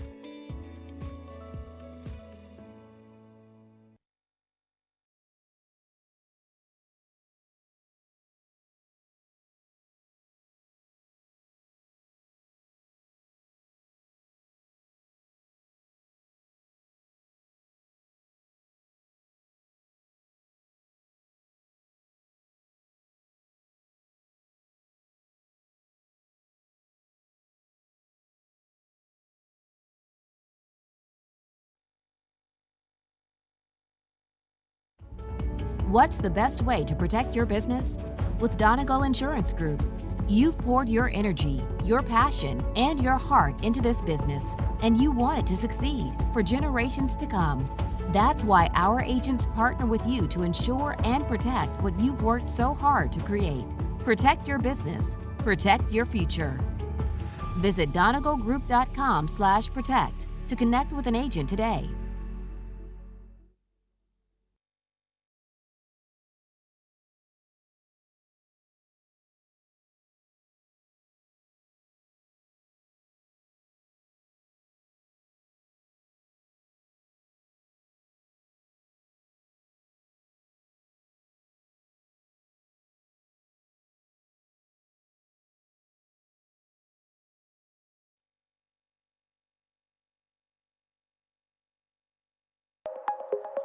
Years ago, before the internet, smartphones, and worldwide connectivity, small businesses didn't need to worry about cybercrime. Today, cybercriminals are everywhere. They're sophisticated and organized, with resources beyond our imaginations. And they're not just targeting large corporations. They're searching for vulnerabilities. They're testing cybersecurity measures, trying to access personal information or business funds, and looking for computers left unattended. With limited budgets or outsourced IT functions, small businesses are often more vulnerable than their larger counterparts. Most don't have a disaster recovery plan or the funds to deal with the consequences of a cyber attack, which means a cybercrime can damage or even cripple a small business. That's why HSB designed our CyberSuite policy to protect the businesses that drive our economy. Our small business clients have a better chance of anticipating and preventing cyber risks and can feel confident that if something happens, their claim will be expertly managed so they can get back to business quickly. Our clients are covered for ransomware, computer attacks and fraud, misdirected payments, and identity theft. Coverages form a safety net that provides essential, affordable protection for small businesses who rely on computers, connections, and data to do their jobs. And while small businesses tend to focus on fixing their systems following a cyber event, we can also help with incident response planning, cybersecurity and privacy risk mitigation, and employee training. We're there with the protection they need, because it's not a matter of if, but when a small business will experience a cybercrime. With HSB, they'll be ready.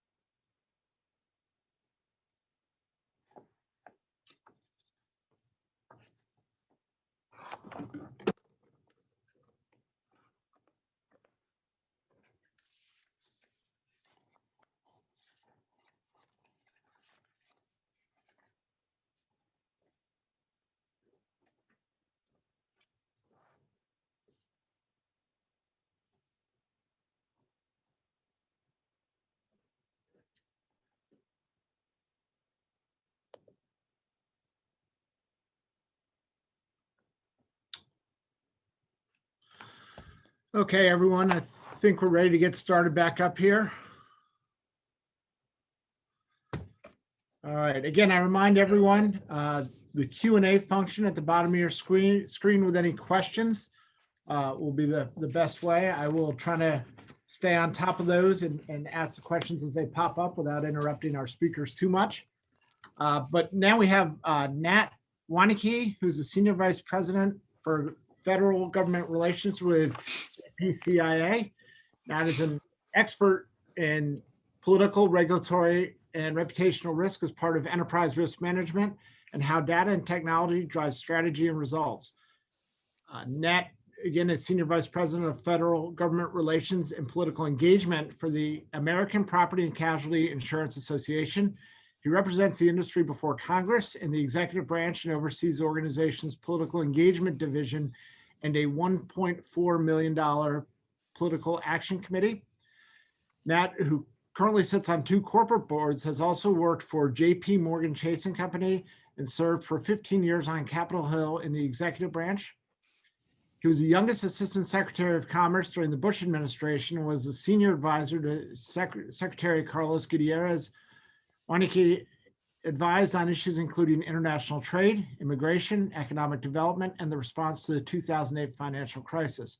A veteran of numerous political campaigns, Weineke has extensive experience building grassroots advocacy coalitions and get out the vote efforts. Nat, the screen is yours. Good morning. I'm going to share here. Let's see if this works. Can y'all see my screen? Are you there? Yep, I think we have it. Great. Okay, excellent. Well, good morning, everybody from Washington, D.C. Ron, thanks for the invitation to join PAMIC Mutual Insurance Day. It's also great to have Andrew Kirkner from NAMIC on your agenda. We value our partnership with NAMIC on federal and state advocacy and work very, very closely with them. And although I think it's certainly been a difficult and bumpy start to the 117th Congress, APCIA believes that the industry is well positioned to make progress on many key priorities and prepared to play defense where it will certainly be needed. There's a lot of ground to cover. I'm from New York, so I'll talk fast. Feel free if you want to interject with questions. Happy to take them as they come, or we can answer them at the end. I'll start off with a quick overview of APCIA, our approach to federal advocacy, and then we'll pivot to the state of play in the 117th Congress, where the insurance intersects with the priorities of President Biden's first 100 days. And then I'll provide a high-level overview of some key issues for property casualty insurers. APCIA has about 1,200 companies of all sizes. Our membership is diverse, and we believe our strength is in this mix. It allows members to interact with their peers as well as those who are very different from them, and ensures that when we take a position, it's an industry position. Our smaller and mid-sized companies provide our critical mass, our grassroots strength, and their state of domicile for when we're lobbying at the federal and state level. And our larger companies have sophisticated advocacy resources of their own and are force multipliers to our industry's agenda. It also assures that our members that can't be as involved know that there's an association standing with them who can actively engage on behalf of the industry. Here's our mission statement. I'll summarize it by saying the preservation of a private and competitive insurance marketplace is our goal every day of the week. And in protecting that goal, we focus on protecting the strong state-based insurance regulatory system. As an advocacy organization, we use a variety of tools to preserve and advance our priorities at the federal and state levels. This set of concentric circles illustrates how we look at government relations. It's an integrated effort. As a trade association, the government relations team is charged with knowing and understanding the impact that state, federal, and even international legislators and regulatory decisions have on our companies, member companies' bottom line. At APCIA, this all starts with policy, or as we think about it, thought leadership. In my view, too many people see government relations only as lobbying, only as walking the halls of Congress or your state capitol. While lobbying is a significant piece, and we'll talk more about that in a moment, it works best with a comprehensive strategy and a timeline with a variety of tactics to get the job done, including communications, grassroots, grass tops, engaging in the political arena through the political process. It takes all of these to ensure all of our voices are heard. Nationwide, APCIA's national footprint includes retained lobbyists in all 50 states, 10 regional offices, 16 state government relations staff, and dual headquarters in both Chicago and Washington, D.C. In our federal government relations team, leads our organizational collaboration with all the other divisions, policy, legal, public affairs, to develop and execute our strategy on our members' behalf, including many of you here today, on Capitol Hill and with the executive branch.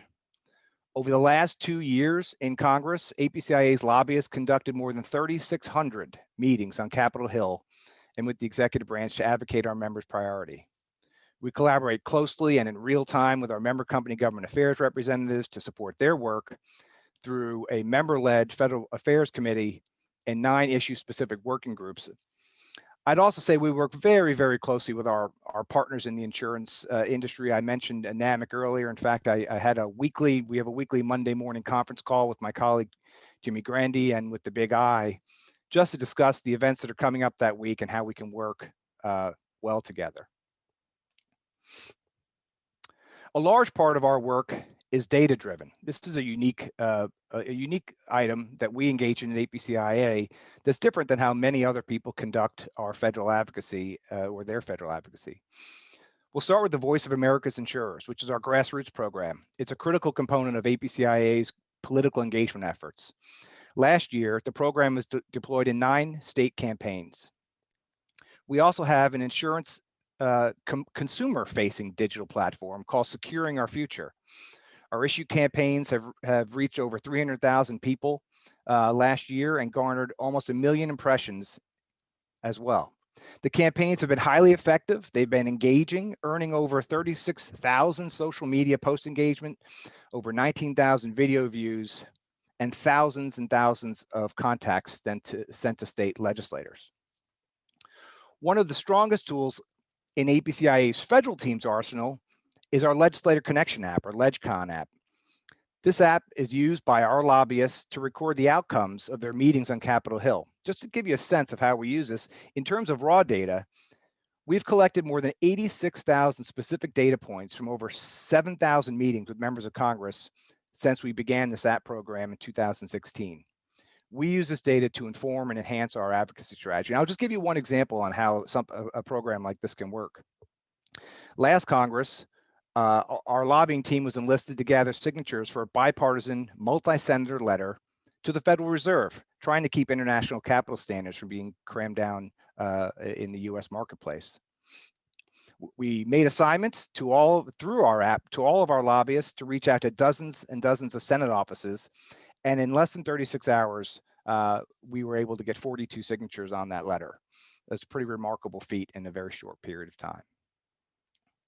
Looking over to the Senate landscape, I love these two charts because they show that Congress is just as divided as the American people are today. We see in the Senate, it's a 50-50 tie with Vice President Harris breaking the tie, and in the House, just a 10-seat majority for the House Democrats. So what does that mean today? Well, as a practical matter, it presents an opportunity for moderate members of both parties to come together and do bipartisan legislation. We'll see just in the coming days how they choose to deal with the initial COVID package. But starting in the House, essentially, if the majority in the House should choose to go a partisan-only route, they can only afford to lose about 10 of their members if a bill gets too progressive.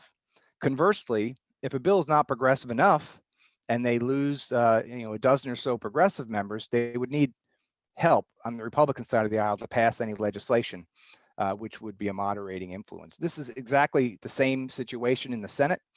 where you have 4 or 5 moderate Democratic senators who really are going to control how that chamber is running. It starts, I think everyone sees in the news, with Senator Manchin of West Virginia, but also includes Senator Sinema from Arizona and Senator Kelly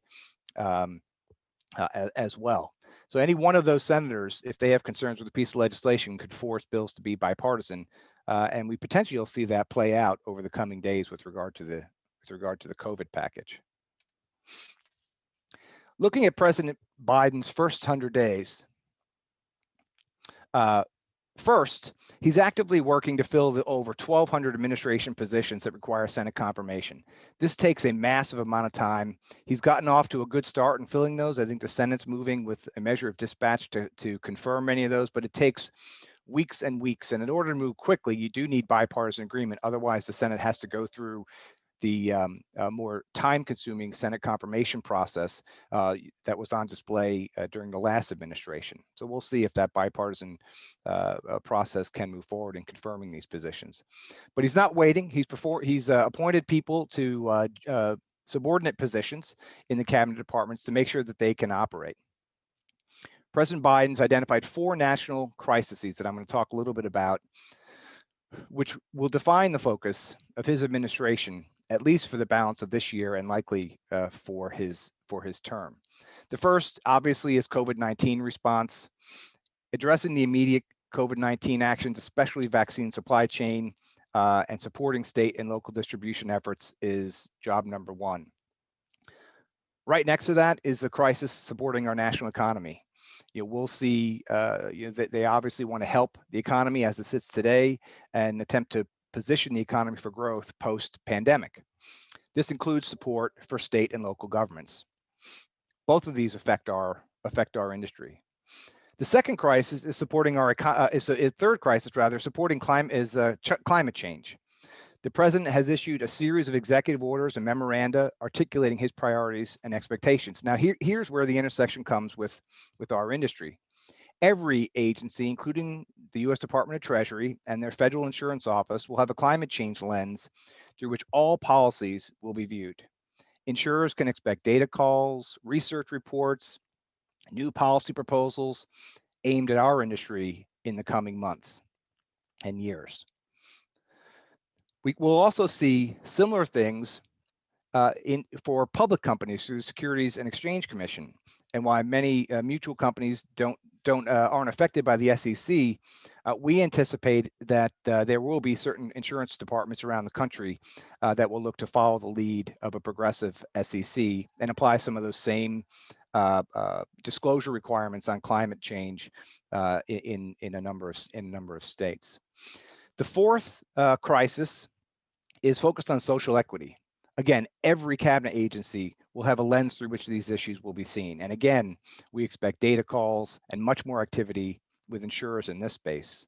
This also includes a full review of disparate impact policy at the Department of Housing and Urban Development, where the HUD disparate impact rule that was proffered by the Obama administration and is still in place would apply disparate impact theory to homeowner insurance. I know both APCIA and NAMIC are in active litigation on that. Should they revoke the 2020 rule and revert back fully to the 2013 rule. Additionally, we're prepared for a new Dodd-Frank that could revisit supervision of shadow banks. Frequently, insurers are referred to as shadow banks. Treasury Secretary Yellen has said that she wants to address the issue of shadow banks during her tenure as Treasury Secretary.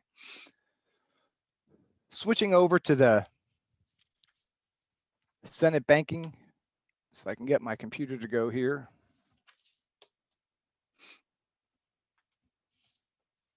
Stand by with me while I... Here we go. Excuse me. Switching over to the Senate Banking and House Financial Services Committee priorities. The Senate Banking Committee, chaired by Senator Sherrod Brown of Ohio, is expected to focus initially, like many others, on the COVID-19 pandemic. But very shortly and in the immediate future, they're focused on climate change issues, housing issues, systemic racism, racial disparity in financial services. We can expect them to look at the credit rating system, and there are implications for insurers and our use of credit-based insurance scores and underwriting. And the subcommittees that he has will be empowered to do this work, and we can expect a lot more activity on that.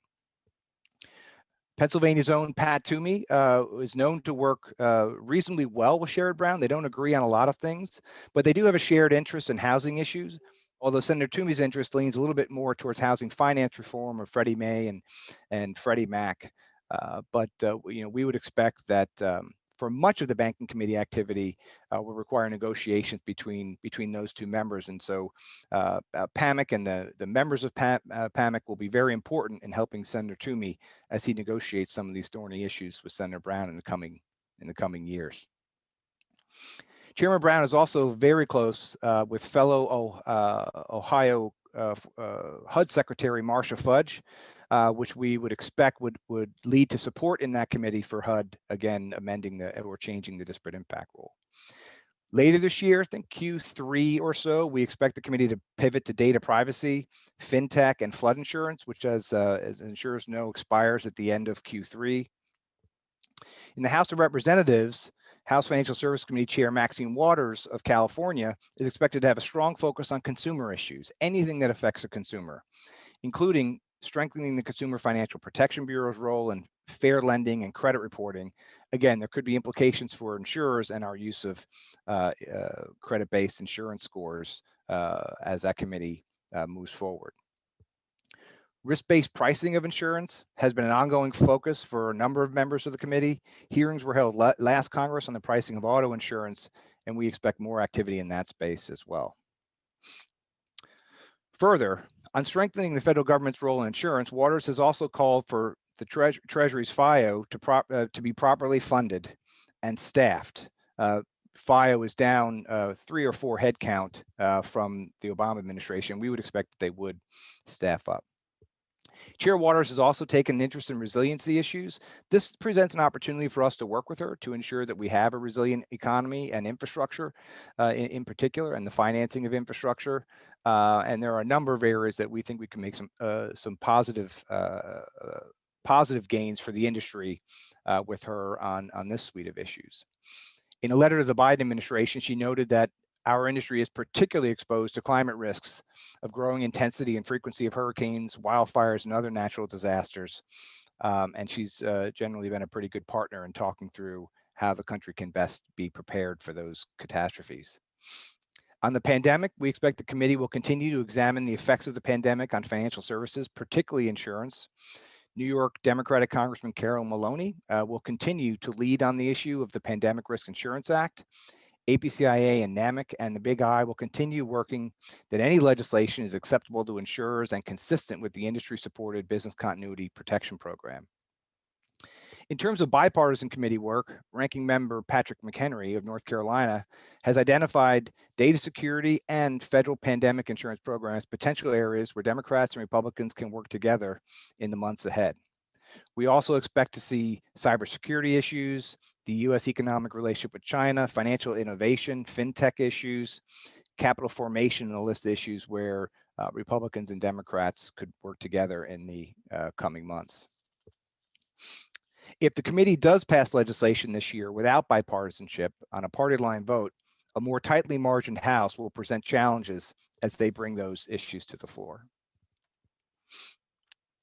Other opportunities that we have in a Democratic-led House, Senate administration, we see some important opportunities for bipartisan success on the horizon beyond traditional financial services arena. As a part of the long-term economic recovery strategy, the Biden administration is looking later this year to move a large infrastructure bill. A bill like that presents opportunities for us to have safer roads and highways, more resilient infrastructure, standards set for resiliency in infrastructure across the country. Additionally, allows us to present legislation we've been working on over the last several years for research on marijuana impairment. As I think many of you know, there is currently no standard in our country of how high is too high to work or to drive, affecting both our auto carriers, our workers' comp carriers, our commercial liability carriers, and many, many others. And we believe there's an opportunity either through this bill or through other legislation to get more research to develop an objective standard and a easy to use test as well. A long-term economic package is also probably not this first one they're going to do, but it's a place where they could potentially add liability protections that I know many were very focused on towards the end of the last Congress, and unfortunately Congress did not include them. That will depend on whether or not they're going to get a bipartisan bill through in, say, the end of Q1 or so. We believe that reasonable liability protections are important to reopen the economy without a flood of lawsuits coming forward. So I know there's a lot there. I'm happy to take any questions that you might have, or happy to have a conversation on anything that you're seeing in Washington or something that's driving you crazy, and happy to chat through it. Okay, we'll open it up for questions. I don't have any sitting in the Q&A right now.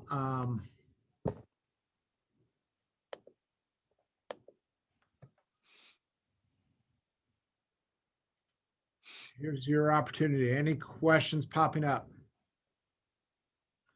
Okay. What hurdles does the federal government need to clear in order for effective marijuana impairment studies to begin? Yeah, that's a great question. Thank you for that. So when starting to look at this issue about 3 years ago, we engaged with a law firm that had the former general counsel, for example, of the Drug Enforcement Administration to basically ask this question. And I think I can sum it up. Currently, marijuana is a Schedule I drug. A Schedule I drug, according to law, means that it has no medicinal qualities whatsoever. There are many states and people that believe deeply that marijuana does have medicinal qualities. Nonetheless, it's scheduled as a Federal I drug.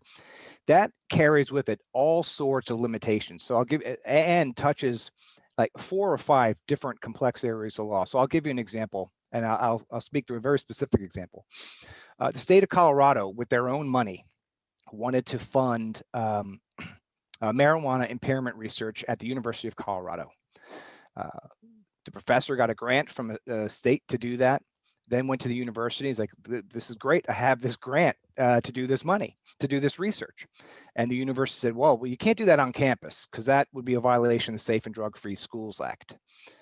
He said, okay, well, I'll find a place off campus or maybe get an RV. He finds a place off campus and he couldn't get insurance because he was going to be essentially allowing people to use marijuana on the premises. Couldn't get insurance for the place. Then the university said, well, you can't give people marijuana. It's illegal federally, and that would jeopardize all of our billions of dollars in grants that we get from various areas in the federal government. So while they did end up conducting this research, the way they had to do it was the professor ended up having to give essentially cash to students to come in. They would have to go out and buy their own marijuana, bring it in a sealed bag so he could document the properties of that marijuana and go forward. And he's done some pretty amazing research to date, but as you can imagine, that type of scientific protocol doesn't necessarily meet the scrutiny that you'd need to establish a national standard. So the bottom line is we need marijuana treated like a Schedule II or a Schedule III drug. That doesn't necessarily mean rescheduling it. You could essentially say for research purposes, treat it like cocaine, where cocaine, if a researcher wants to do a study on cocaine, they fill out a protocol, the university reviews it, they go down to the pharmacy, pick up some, and they can do their research because cocaine's a Schedule II drug. So I hope that answers your question. Great answer. Going on, a bunch are popping up here. So what do you see the administration or Congress doing with data privacy and cybersecurity? Yeah, so great question. So those are two very, very different issues, but obviously are connected. We'll start with data privacy. I know APCIA and many others are eager for a national standard on data privacy. That's our position. We would like to see a national standard so our companies in their own operations can apply that. The challenge with getting a data privacy bill through Congress, there's a lot of support for data privacy on both sides of the aisle. There's support, so that's not a challenge, but there's a lot of support for it. Many members of Congress are concerned with the amount of data, consumer data that's out there that consumers don't even know is available and for sale about them. So this notion that there should be an opportunity for consumers to opt out is very broadly supported. it breaks down pretty quickly thereafter. So on the GOP side of the aisle, there is support for a preemption and a national standard. There's concern with dual enforcement. So, for example, that your state attorneys general or that you could have a federal enforcer. On the Democratic side, I'll just give you an example how difficult it is. If you look in the House, California probably has the furthest leaning data privacy standard in the country, very similar to that of the European Union. And there's no chance that Chair Maxine Waters of California or Speaker Nancy Pelosi of California are going to allow Congress to have a federal standard that supersedes California. That's not politically possible. So in data privacy, I do think you could have a legislation that could potentially pass on a bipartisan basis in the Senate on disclosure of what is of consumer data that is out there. But in terms of a national standard, it's very difficult to see something like that coming in this environment.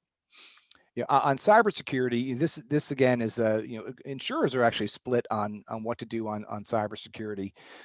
You would think after the government's been breached as often as it has, most recently with the major hack of having, I know my own data from my time in service was stolen by the Chinese. My national security clearance was stolen.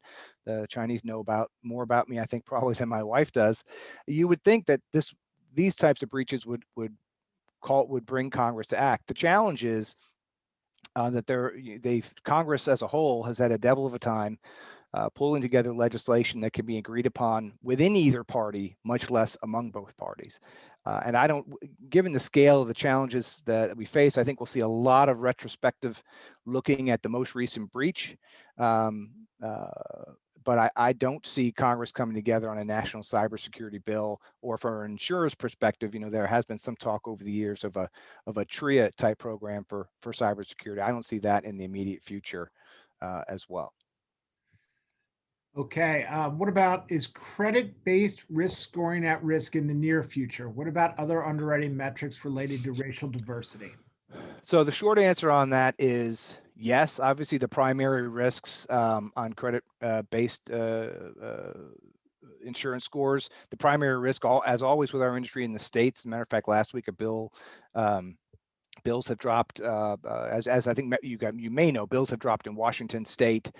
We've got a bill that just passed the Senate in New Jersey that we think we'll be able to defeat in the House in New Jersey. On the federal side, I do expect that there will be legislation in this Congress on credit scoring. In particular, back to our previous question on how credit bureaus and other data aggregators use consumer data without their knowledge, use and sell it. That will be the place, particularly in the House Financial Services Committee, where we would expect to see amendments limiting insurers' use of credit scoring data. And so they wouldn't necessarily have to ban insurers from using it, but for example, there have been bills in the past that would prevent credit bureaus from selling it to us to use. That is a significant potential risk in this Congress. I don't think that there's unanimity on the Democratic side on this issue. There are a number of folks on the Democratic side that understand the nature of risk-based pricing and that we need to be able to match our rate to the risks that those policies present. So in a closely divided committee and in a closely divided House, it's not a slam dunk that they could make that restriction, but it definitely will be something that will be talked about for sure.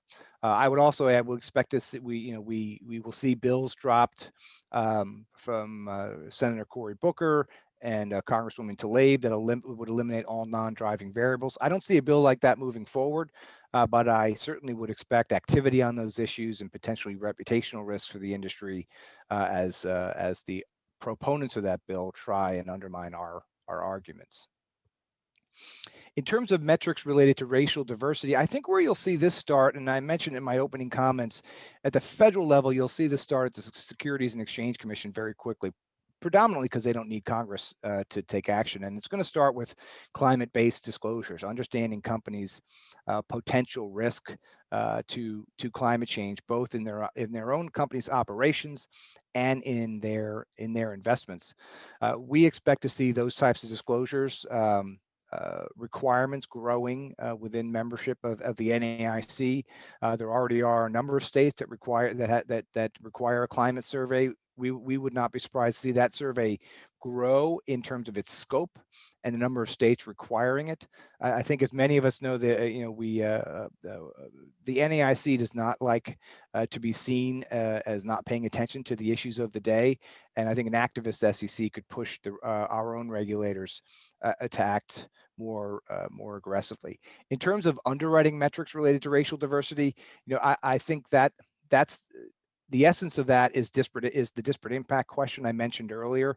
We certainly will see HUD, in my view, repeal the 2020 HUD disparate impact rule, which particularly would relate to homeowners insurance and hazard insurance for some commercial areas. And they are stipulating that if you have a facially neutral practice like a flat roof and charge them more, but it results in individuals protected classes being charged more, that is illegal under HUD's disparate impact authority. So certainly see challenges on that side. It's a little further down the road, no pun intended, on auto insurance. What about, where do you see Congress going with AV legislation and data access for insurers? Yeah, so there's a lot going on in the auto space. I think, as folks know, more than just the stock price of Tesla. But I think the first order priority for the Biden administration is electric vehicles, and it comes under their climate change question. A second order question will be AV policies and AV legislation. The automakers are very eager to see some of autonomous vehicle legislation passed, but obviously Washington's work on electric vehicles will significantly impact those companies. So while they will be focused on AV, they'll be in a bit of particularly the traditional OEMs, auto manufacturers will be a bit on the defensive as they're trying to work with the administration on electric vehicles. As it relates to that legislation, our industry has been successful in the last couple of years of working with a broad coalition of groups that want to make sure they have access to the information from autonomous vehicles. So we have a coalition, for example, with the rental car companies and auto body shops and others. So we've been successful in stopping that legislation from moving forward, but we have not been successful at requiring them to share their data. We feel pretty good about being able to keep that legislation bottled up until such a time as the auto industry is willing to come to the table and have a dialogue on what data insurers might need to be able to underwrite the autonomous vehicles of the future. Any chatter on how to fund infrastructure or other priorities? Yeah, so there is chatter for sure. Most of the chatter resulted from Transportation Secretary Buttigieg's comments on potentially increasing the gas tax. This is one of those things that I think the Democrats would have to pass through a reconciliation package. In other words, it's a procedural tool in the Senate where they can pass things with a 50-vote margin. It's unlikely that I would see them getting the 10 Republicans they would need for an increase in the gas tax price. Certainly something I think they could push through the House. There have been avant-garde. There are tons of ideas out there, from usage-based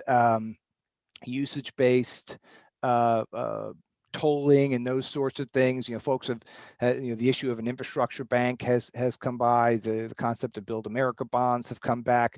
So there's a lot of ideas on there, but none of the ideas get to the scale that President Biden or former President Trump had talked about in terms of $1 trillion infrastructure package. And I think one of the questions is, do they feel they're going to need to pay for it?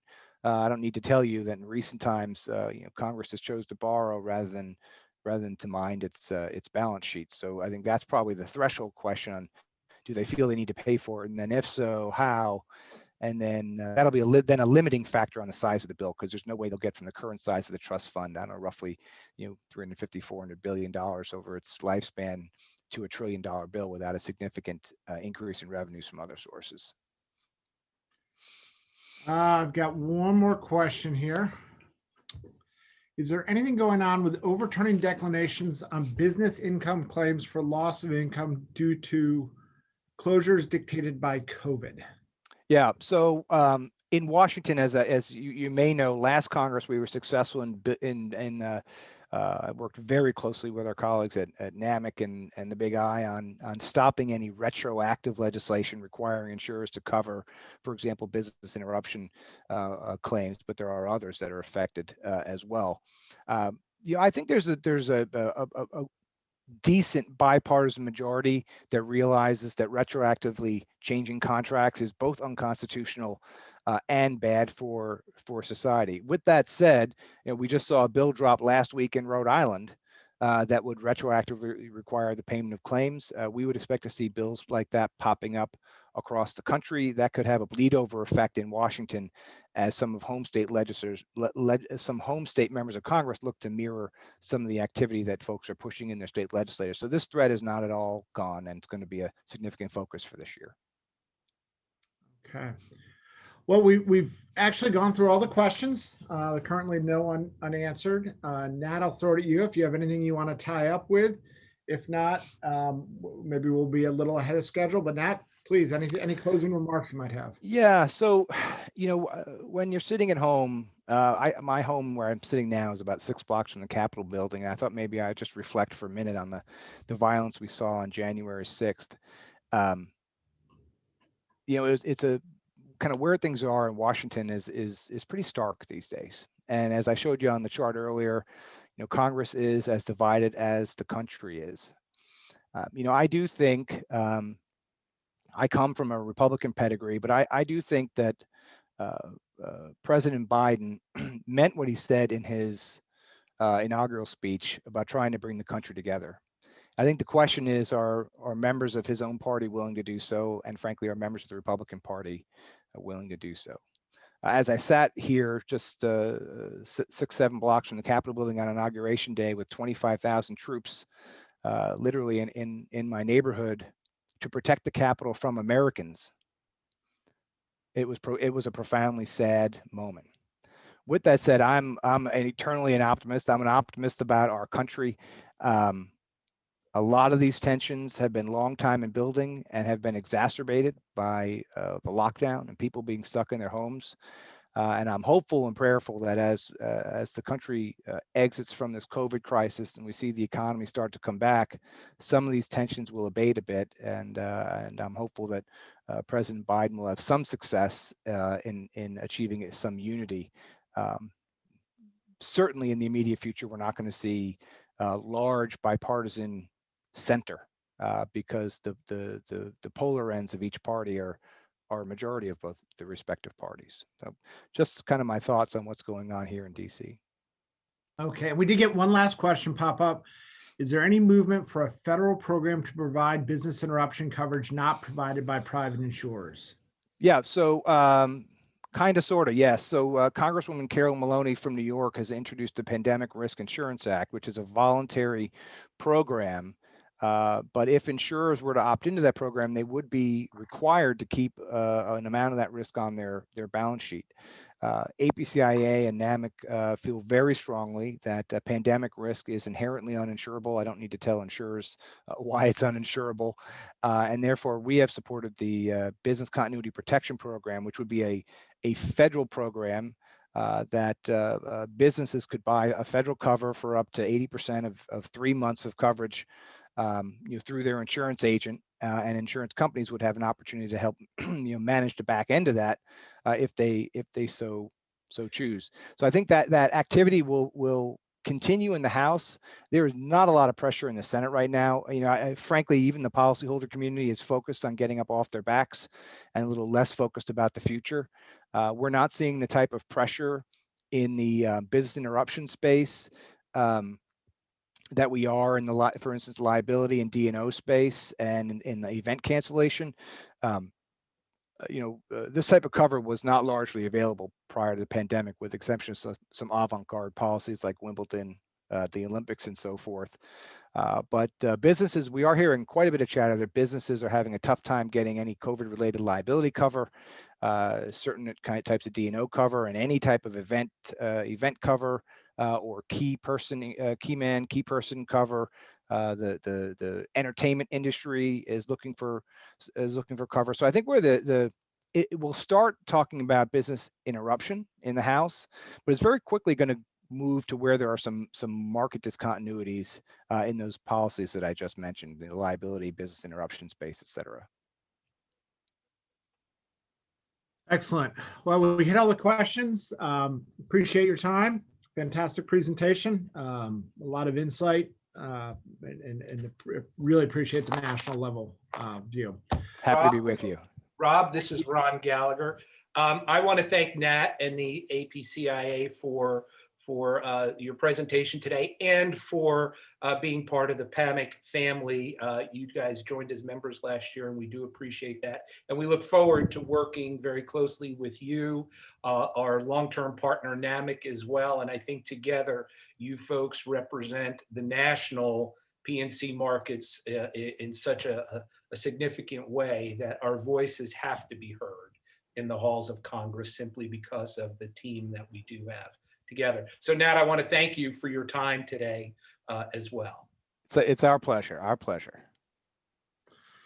Well, we're a little ahead of schedule. We're going to take a scheduled 15-minute break here, but let's try to get back with Andrew Kirtner at 10:40. We'll get Andrew from NAMIC queued up and ready to go. So take another break. See you in 15 minutes.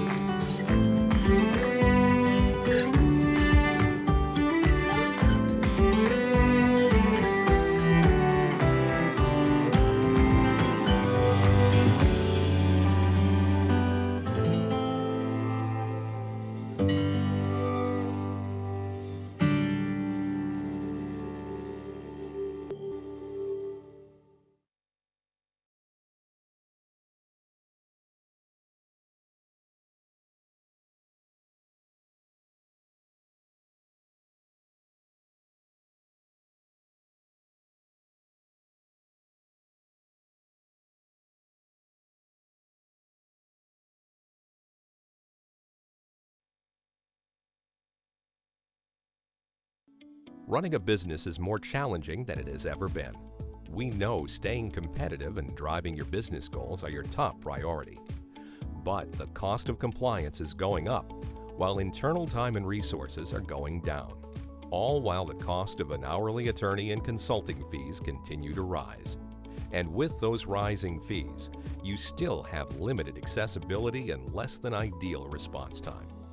So where do you go for answers so you can quickly get back to achieving your business goals? Enquiron is here to provide you with an on-demand, accessible, and easy-to-use solution that you can begin using immediately. It takes just 1 minute to register. Get unlimited support from our client services team. Save an average of $12,000 annually. Oh, and stay in compliance. Sound too good to be true? Well, it isn't. You get unlimited access. Get started today. And suddenly, the path toward compliance isn't so challenging. In less than 1 minute, you can log in or register and be on your way. Stay focused, stay competitive, and drive your organization's business goals. Let Enquiron help with the rest. Our client services team is standing by to answer any questions you may have. Turn your questions into answers.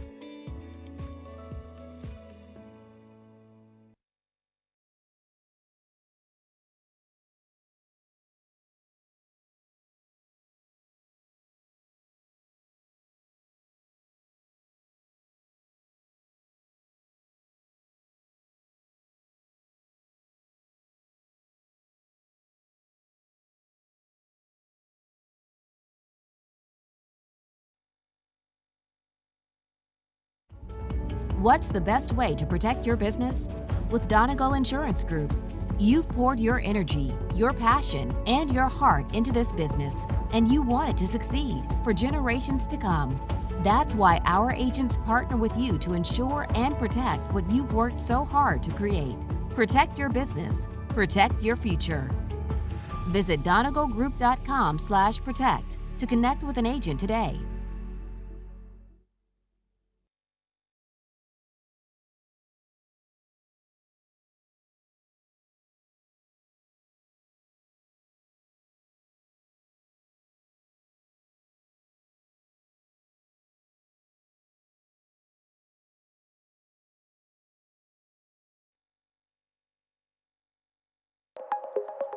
Years ago, before the internet, smartphones, and worldwide connectivity, small businesses didn't need to worry about cybercrime.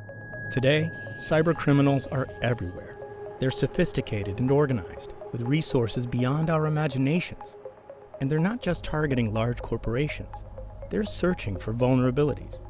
They're testing cybersecurity measures, trying to access personal information or business funds, and looking for computers left unattended. With limited budgets or outsourced IT functions, small businesses are often more vulnerable than their larger counterparts. Most don't have a disaster recovery plan or the funds to deal with the consequences of a cyber attack, which means a cybercrime can damage or even cripple a small business. That's why HSB designed our CyberSuite policy to protect the businesses that drive our economy.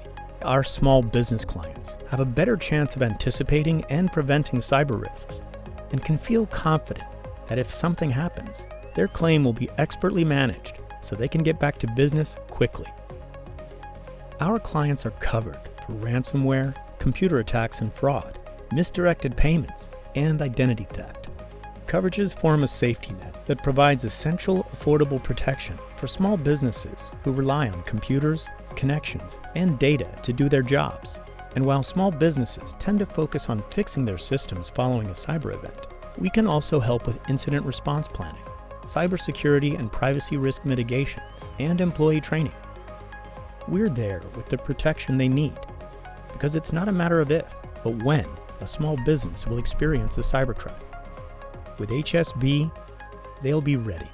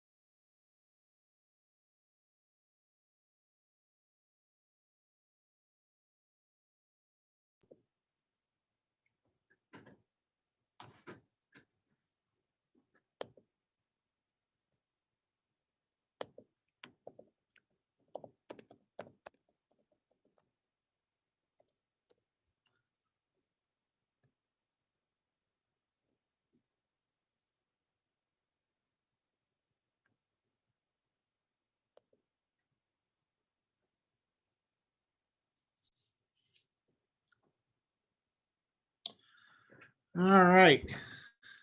Everyone's back on. Can you hear me okay? Andrew? All right.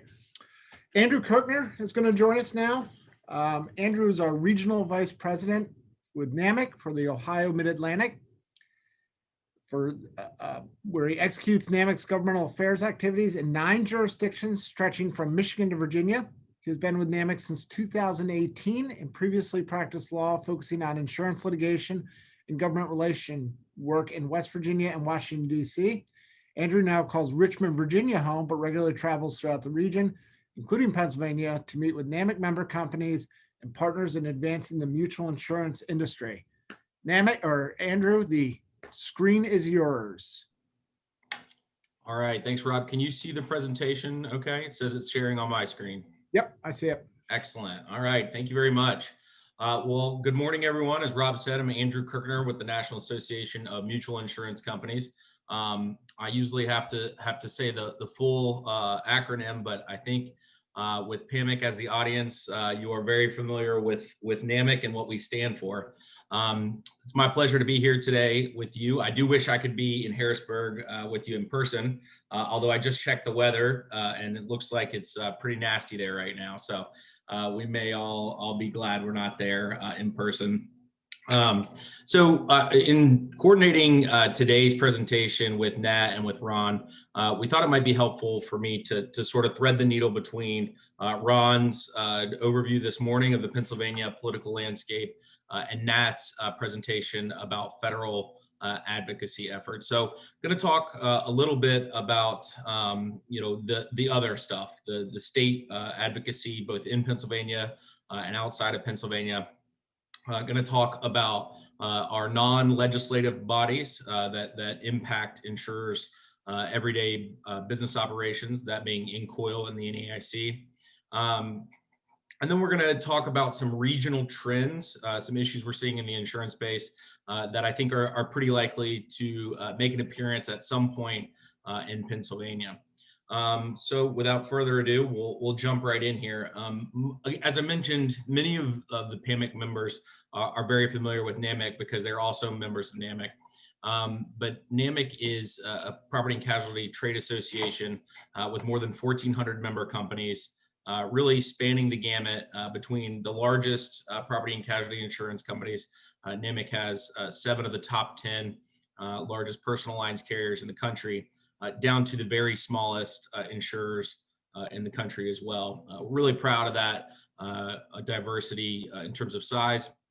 And also, the reality is NAMIC has been and will always be a trade association that has as the core of its mission the advancement of the mutual industry with a particularized focus on the mutual industry. So I've got some figures here on the screen. Our members represent more than $300 billion in annual premiums, 66% of the U.S. homeowners market. I'd pause here just to say, I know that usually when we talk to mutual trade associations in particular, homeowners issues are of particular importance because many of our members write in the homeowner space. So that's a pretty striking figure to see fully 2/3 of the market represented by NAMIC membership. Also, a little over 50% of the U.S. auto market is represented by NAMIC members or written by NAMIC members. And then finally, 30% of the business insurance market. So you can see collectively that really is a wide cross-section of the domestic insurance market here. But we are, as many of you know, more than an advocacy organization. NAMIC is a much larger shop than the mugs like me that you get to see every so often on the advocacy front. We do host a wide range of educational events, and also conferences, including CEO roundtables, board training, and other membership activities.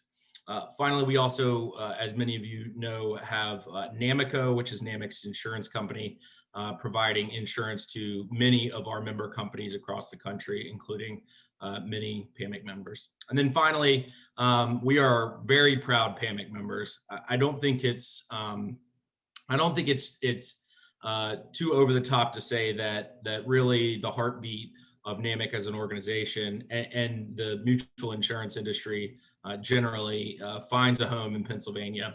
NAMIC has more than 70 members domiciled in the state of Pennsylvania, which is a pretty striking figure. That 1,400 number I mentioned earlier includes companies and their subsidiaries.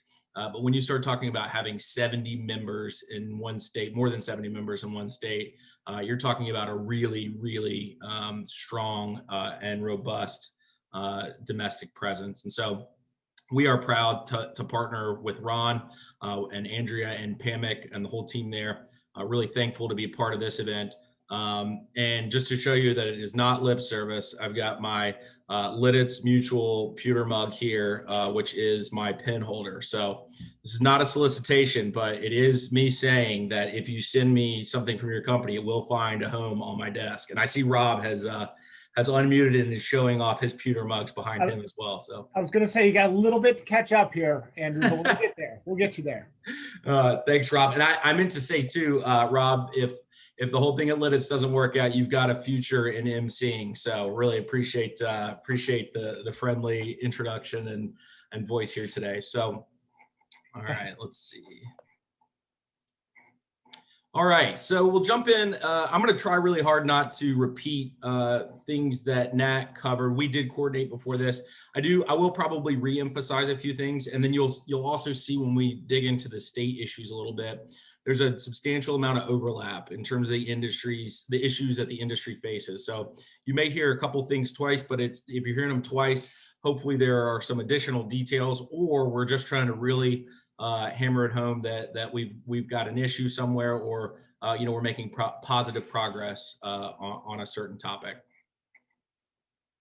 All right, so as I mentioned, Nat gave a really comprehensive overview of federal issues, but I thought maybe I would just dig into a few here. As many of you know, let me go back for a second. As many of you know, NAMIC hosts each year the Congressional Contact Program, the CCP program. PAMIC has been a very active participant in that.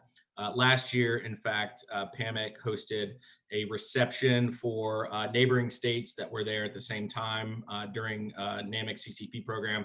That was a hit. I think hopefully when the CCP program restarts next year or later this year, we'll be able to have PAMIC in Pennsylvania back into DC to participate in this really important program. Just a quick plug for the CCP program for anyone that hasn't participated before. It's really, I have the benefit of being on sort of both sides of the fence here. I came from the state trade in West Virginia, and I participated in the CCP program as a participant from the state trade. And now, obviously, as a staff member, I've been involved with a number of programs. We bring in member companies and our trade partners into Washington, D.C. We do a briefing on the issues currently being considered on the Hill. And then we go out, each group's assigned with somebody from the NAMIC federal team, and we discuss important insurance topics with the congressional delegation of a given state. So I know many of you on this call likely have personal contacts with the Pennsylvania delegation. And so that's a way for NAMIC to really, to leverage its member connections, but also for members to leverage the NAMIC connection. So it's a really nice event. It's a great time in DC.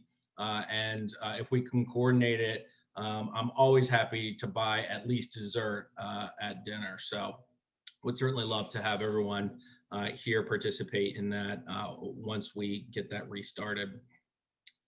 So digging a little bit into the issues at the federal levels, Nat touched on sort of the 10,000-foot perspective. I think what you'll find through the course of this presentation really is that COVID permeates everything we're talking about from a policy perspective. There are all these really big, really challenging issues out there that need to be tackled, and that Congress or that state legislatures have looked at in recent years, really all ground to a halt about a year ago right now. I think if you can rewind in your mind to March of last year, and I remember it very well because essentially the country shut down on my birthday, which was March 13th, which was a heck of a birthday present. But really since then, the entire focus, you know, you look at the federal election, you look at congressional action since it has been on COVID-19. We've seen a number of relief packages passed. Certainly a new relief package is under consideration. And I think Nat flagged for this group that we can expect some movement there in the next couple of weeks. We also saw early indications of congressional action on business interruption. I think we've seen very little since then at the federal level in terms of mandating business interruption coverage. And then finally, we are now and sort of have been for the last 6 or so months in the process of figuring out what's next. What do we do the next time we have a pandemic, and how do we as a country address that and confront the issues, economic fallout from pandemics. There are some, believe it or not, some non-COVID things going on as well. Nat mentioned the HUD disparate impact rule in the Biden administration. I think we, I guess, just to summarize briefly, you know, in the final days of the Trump administration, I think the industry was to a point where it was relatively complacent with the outcome of the disparate impact rule. You know, when you know, as soon as you get somewhat comfortable, a new administration comes in, and I think we're going to continue to see upheaval in that space, whether that's the restarting of litigation that's been temporarily stayed, or whether it's a more comprehensive rewrite by the Biden administration, which I think is very likely. The other thing I wanted to mention briefly was that the FAA just issued new drone rules in the waning days of the Trump administration. Those drone rules are something that NAMIC worked really hard on and has been very involved in from the beginning. It almost seems like 5 or 10 years ago that we were talking about drones, but really it's really been the last couple of years where the FAA has done a deep dive in the drone space. NAMIC's advocacy on this front really has been focused on our membership, right? We're not as involved in the airport issues or the delivery issues of drones, but we're certainly focused on what insurers can and can't do with drones. We know from feedback from membership that drones are useful in claims adjustment, you know, in getting in areas after flooding, for example, where you can't send people.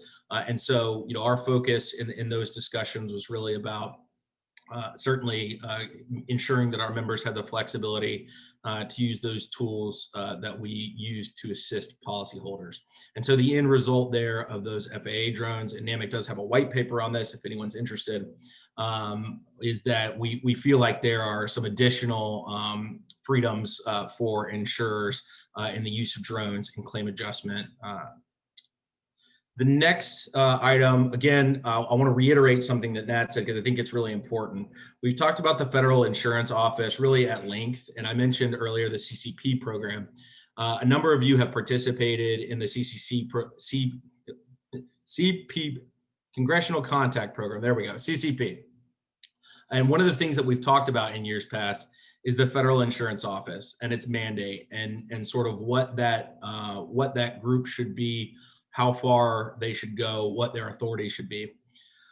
I think it's a very fair summation is to say that under the Obama administration, that was a group that operated at the edge of their authority to the extent of their authority. In the Trump administration, it was significantly dialed back. And I think in the Biden administration, we should expect a significant ramp up. Nat gave a great overview of that, so I don't want to repeat anything there. But what I would say is I think, you know, FIO is a great place. If I were in the Biden administration and I were thinking about ways to sort of increase scrutiny on non-driving rating factors, FIO is a place where that might be possible, or at least where I'd give it a shot. So I think we have to keep a critical eye on FIO and do what we can, you know, to rein it in and to make sure it stays within the statutory guardrails where it's supposed to be. And then the last bullet point here, I have stolen, but I'm giving attribution. So it's stolen with attribution, a Politico headline from late last week, which was a piece about Joe Manchin, and it said the other Joe with the veto, referring to Senator Joe Manchin from West Virginia. One thing I think is really important for PAMIC members to understand about Senator Manchin Obviously, he's been in the news a lot, and I feel like everybody feels like they know Senator Manchin because he's had so much coverage in the last couple of days. And I think it's very true. He'll be important. But I think what folks, maybe even inside the insurance industry, don't fully appreciate is that Senator Manchin was once Governor Manchin of West Virginia, and he really spearheaded a complete turnaround of the insurance market in West Virginia. That included a medical malpractice, accessibility crisis that really was turned around with some tort reform. And then depending on your perspective, much more impactful for P&C carriers, you saw an elimination of third-party bad faith under his watch. And so he understands insurance issues. I would say he understands insurance issues far better than most rank and file senators, and he has worked he's got his hands dirty in insurance policymaking process in West Virginia. And for anyone that writes in West Virginia I guess, 2005, you understand the stark difference that those reforms helped create. So I just wanted to make sure that everyone was aware of Senator Manchin's involvement there. All right, so we've talked about the federal side. We've talked about APCIA and then also NAMIC's advocacy at the federal side. Wanted to touch briefly on two organizations that I think are critically important, but sometimes don't receive the level of scrutiny from a bandwidth perspective at the company level that state legislatures or that Congress might, and that is NAIC and NCOIL. For those of you that are unfamiliar, these are two bodies made up respectively of regulators and legislators with particular focus on the insurance industry. So moving first to the NAIC, again, this is a group comprised of state insurance commissioners and directors from across the country. I think it's fair to surmise the industry's relationship with the NAIC as collaborative but cautious. I think anytime you get 50 or so regulators in a space in a state-based regulatory environment, which is certainly what insurance is, you do start to get some concern about bad ideas getting legs and so on and so forth. The contrast to that, obviously, is that good ideas can be spread throughout the country. So NAMIC is very active at the NAIC level. We work closely, again, with APCIA there and in making sure that the mutual industry has a voice at the table. And so digging into a few things that the NAIC is working on right now, I couldn't do it, but someone at NAMIC could probably do 45 minutes alone on the NAIC. You don't want that, trust me, and I would not be the person to do it anyway. So I'm just going to hit sort of the high notes that I think are very impactful to PAMIC members. First is big data. The last 4 or 5 years, the NAIC has taken a really, really hard look at the use of big data and algorithms in insurance, specifically looking at how bias might be inserted into the process or into these algorithms, including a look at disparate impact. In late 2020, the NAIC released its awaited is the wrong term because I think there's plenty that didn't want to see a paper come out, but long flagged predictive modeling white paper, which is really a best practices paper out of the NAIC. The industry does still have some concerns about it, but there's a couple of good news points. And one is that it's not going to be an accreditation standard. It's simply a best practices. And two, it's been significantly improved from the early days. So it is a discussion that's ongoing, I think, and will continue at NAIC, and certainly something that the trades have their finger close on the pulse to.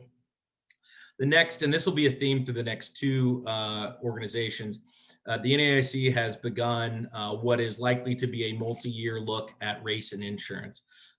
As part of the national conversation on race, the NAIC has dug in really with full vigor into the discussion on race and insurance. I've listed out here the 5 work streams that the Committee on Race and Insurance is operating through. This is basically just a way of saying subcommittees. I don't plan to do a deep dive on these, but I think it is important to know that the topics which the NAIC is looking at. And so diversity and inclusion in the industry, diversity and inclusion in the regulatory community, barriers or practices to underrepresented minorities in the property and casualty space, the same in life and annuity space, and the same in the health space. I mentioned here just briefly that Commissioner Altman from Pennsylvania is the chair of the health subgroup here.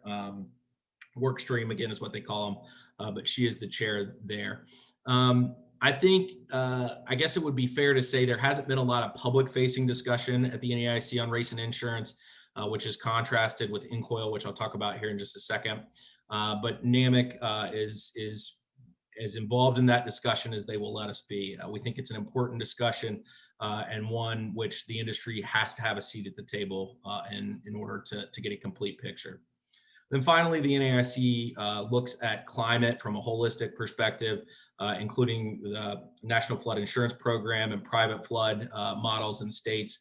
And really, I think, concerning development, and I don't mean that to be a value judgment on climate change, but a concerning development from insurers' perspective is increased scrutiny at the NAIC level on investments and climate disclosures. Nat touched on climate disclosures in his presentation, so I won't dig into that much, except to say that there are regulators across the country who are not only requiring these climate disclosures, but are indicating that investments in the fossil fuel industry are concerns for solvency, right? Regulators regulate solvency of insurance companies, and if they determine that investments in fossil fuels could lead to insolvency, they are exercising, in some instances across the country, their muscle on that front. All right, moving over to INCOIL. This is the National Conference of Insurance Legislators.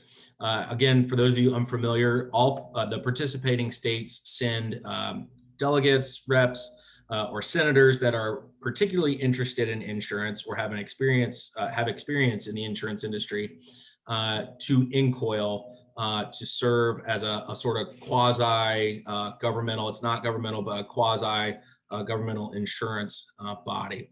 And so to give you a quick example, the president of INCOIL is an insurance agent from Indiana. And so you also see agents, you see company attorneys, you see folks that have a particularized interest in insurance. I'll go to INCOIL.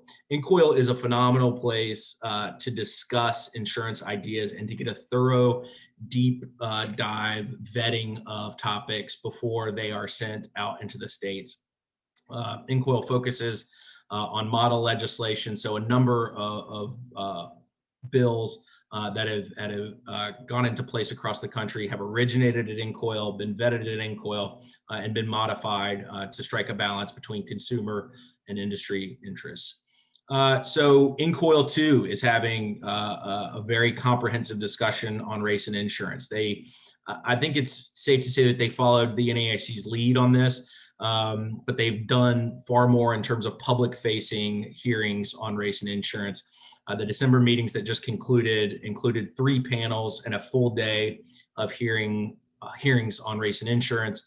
Those 3 panels were the state-based regulatory regime, the use of non-driving rating factors, and then proxy discrimination. I'll pause here for just a second to discuss the proxy discrimination discussion. NAMIC joined a number of other groups in participating there. Really, INCOIL is trying to determine what proxy discrimination should be and how it should be defined, whether proxy discrimination should use a disparate impact standard, in other words, to look at the outcome and see if any underrepresented groups are disproportionately impacted by laws, or whether intent should be a required element. In other words, to be accused of or to be guilty of unfair discrimination, a company would be required to meet some level of intent. NAMIC has has advocated from the beginning for intent to be a required element of any proxy discrimination definition, and we will continue that as we move forward. And once the discussions on race in insurance are extremely important, both at the NAIC level and the INCOIL level. But I don't want to give the impression that there aren't other items being considered before either body, because there certainly are, and they impact insurers in a really substantive way. So INCOIL is also considering model legislation across a wide spectrum, but some particular efforts include distracted driving model legislation, which we expect will be passed at the next INCOIL meeting. A bill that would, a model that would convey COVID immunity to businesses and individuals. And then also a number of model bills regarding emerging technology in the states, whether that's peer-to-peer car sharing or the use of electronic scooters. INCOIL is a place where some of these discussions can begin. And then finally, I noted here the preservation of state-based insurance regulation. You'll find strong allies at both NAIC and INCOIL in preserving the state-based system of regulation that we enjoy here in the United States. And so they work very collaboratively on that front. We do have some tension at certain points. I think that's natural for regulators and lawmakers, but again, they are aligned in their defense of the state-based regulatory regime. All right, now we get more to my world a little bit, and we're going to talk a little bit about NAMIC state affairs. And so I just wanted to share with everyone, because I know we have folks on the call that may be regional representatives that cover a number of states for an individual company. So we do have a couple of additions to our state map here, which you've probably seen before, but it looks a little different this time. You can see my region here is covered in blue, which includes the great Commonwealth of Pennsylvania. And I know Pennsylvania because I didn't call it a state, okay? But actually that stems from my own presence in a Commonwealth here in Virginia. So two additions I think that could be relevant to folks on the phone. We have Rory Whalen, who is the new RVP for the Northeast. You can see his region there in green. It includes New York and New Jersey. Obviously, a lot of the legislation and regulatory developments in Pennsylvania sometimes get their start in those two states. They're not often good if they get their start in those two states, but they do cross the border on occasion. So Rory's a great contact. Happy to make introductions. Obviously, you should feel free to reach out to anyone on this list, but if you would like, I'm happy to introduce you. And then also Caitlin Murray, who covers our Southeast region. I should say Rory is based in Saratoga, New York, just a little north of the state capital, Albany. And then Caitlin Murray is based in Tallahassee, Florida. She comes to NAMIC from the Department of Transportation.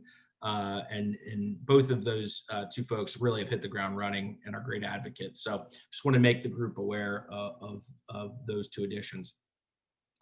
All right, as we move forward into state advocacy, I thought it might be helpful to talk about some of the trends that we've seen regionally and maybe adapt those trends to Pennsylvania and maybe flag what we might see coming, maybe not in the next 6 months, but over the next couple of years. I mentioned earlier, at the state level too, everything we do is overshadowed by COVID. I think if you can rewind back to March, the first sort of hurried advocacy approach was to ensure the continuity of operations, so that insurers were declared essential businesses, to make sure that we could still adjust claims, to make sure that we could still fulfill our obligations that we have to policyholders. And I think one thing I'll just say is editorial, having worked around the industry for quite a while now, I just was particularly inspired by the reaction of our mutual insurance industry to the pandemic. I think you've seen leniency without being required by regulators. You've seen more than $10 billion in returned premiums to policyholders. The vast majority of that has come in states where the regulator did not require rebates or premium returns. And so you really do see two things, really. You see one, responsible corporate citizens, which I don't think will come as any surprise to those of us in the mutual industry. But two, you see a competitive marketplace working the way it's supposed to work. Companies understood that the pandemic took a toll on their policyholders, and they, I think it's fair to say, would like to see policyholders return or come to their company based on actions during the pandemic. So I think you saw a really strong reaction out of the mutual industry there. I did. And so you can move from the essential business designation to relief packages at the state level.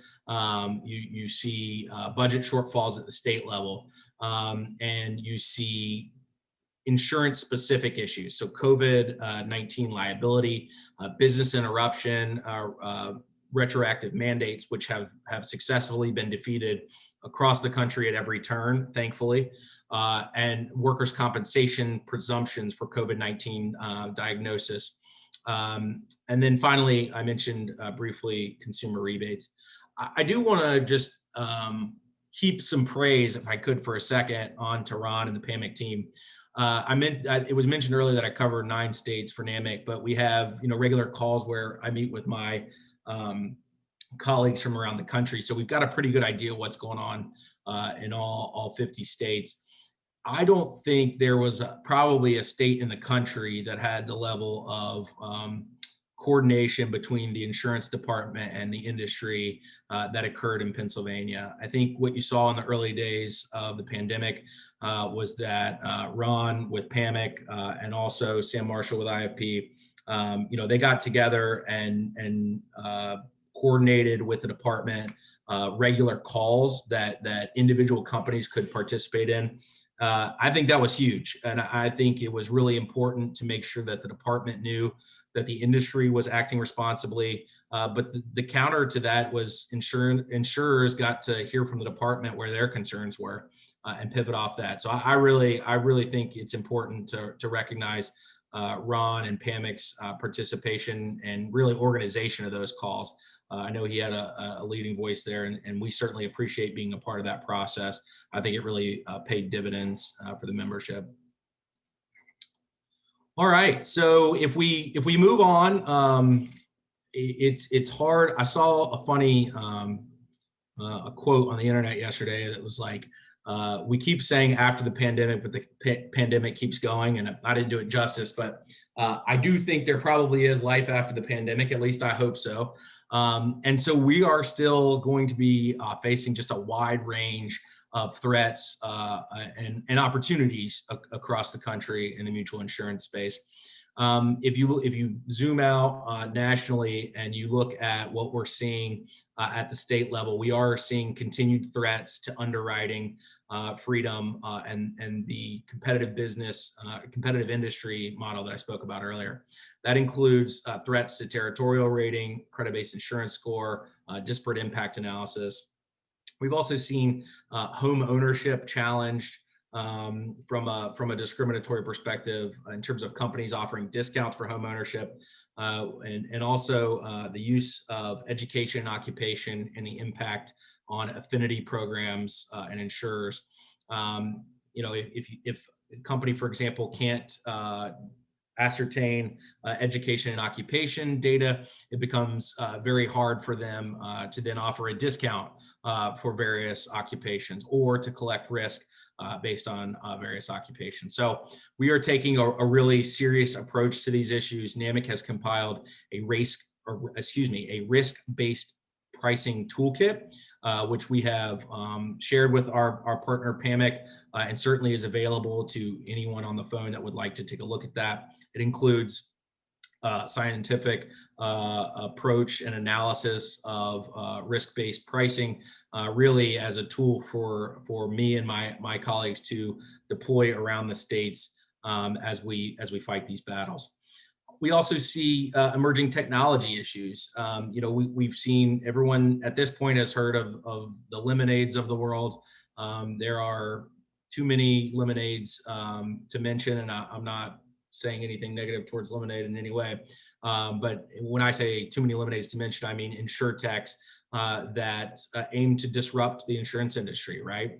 And so regulators have a huge challenge on their hand. Regulators and lawmakers alike have huge challenges on their hands in terms of solvency requirements, looking at those companies that are oftentimes funded by outside capital, and figuring out what the appropriate reserve and solvency requirements might be.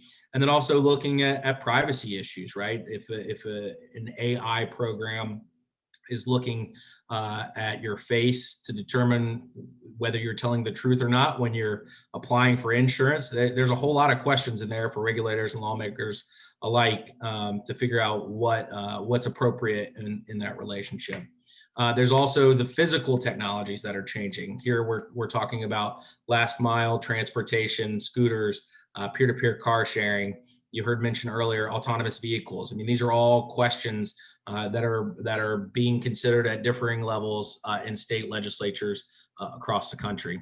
And then finally, climate issues. We talked a little bit about this in the NAIC piece, but depending on where you are in the country, it seems like there's a specialized catastrophe for you wherever you are, whether it's wildfires out west, whether it's flooding sort of around the country, whether it's hurricanes here on the East Coast and down the southern seaboard.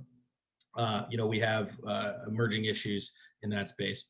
And then finally, investments. I mentioned earlier that we've seen some regulators take a critical approach to investments in what they determine to be climate harmful investments. And so we continue to see legislation on that path as well, and obviously combat that where appropriate and where we see it. Although I do think insurers in large part are making their own shift away from or into perhaps safer investments at this time.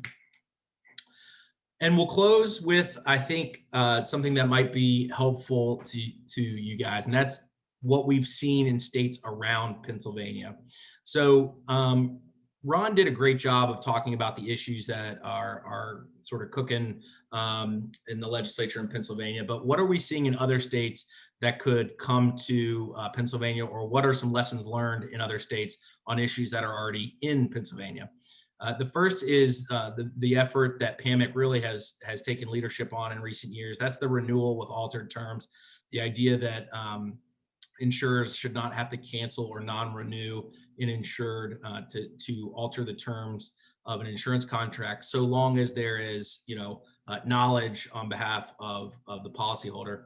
The idea there is that we don't want to, we don't want to incur the reputational risk, and we don't want to put the policyholder through for lack of a better word, the trauma of being canceled or non-renewed when we could send notification and affect a policy change in that capacity. So this is legislation that we have seen in other states in different forms, but one of those states is West Virginia, where successful legislation was passed 2 years ago.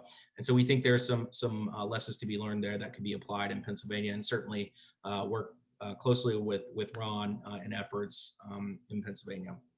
The second is business interruption legislation and litigation. In Pennsylvania, there have been bills introduced but have not moved that would require retroactive business interruption coverage. I think I hope, and we may have some legislators here on the call, I hope it's safe to say that those bills will not will not advance. I think from the industry's perspective, the appropriate place to determine business interruption coverage is in the courts and in the policies. The policies, many in business interruption policies do exclude pandemic protections, and they were revised that way in the wake of the SARS outbreak back in 2008. And so it was an intentional decision because I think insurers looked at their books and said if a pandemic hit, it would be impossible for us to cover. Nat mentioned earlier, the federal government really is the only entity that can take on something like that.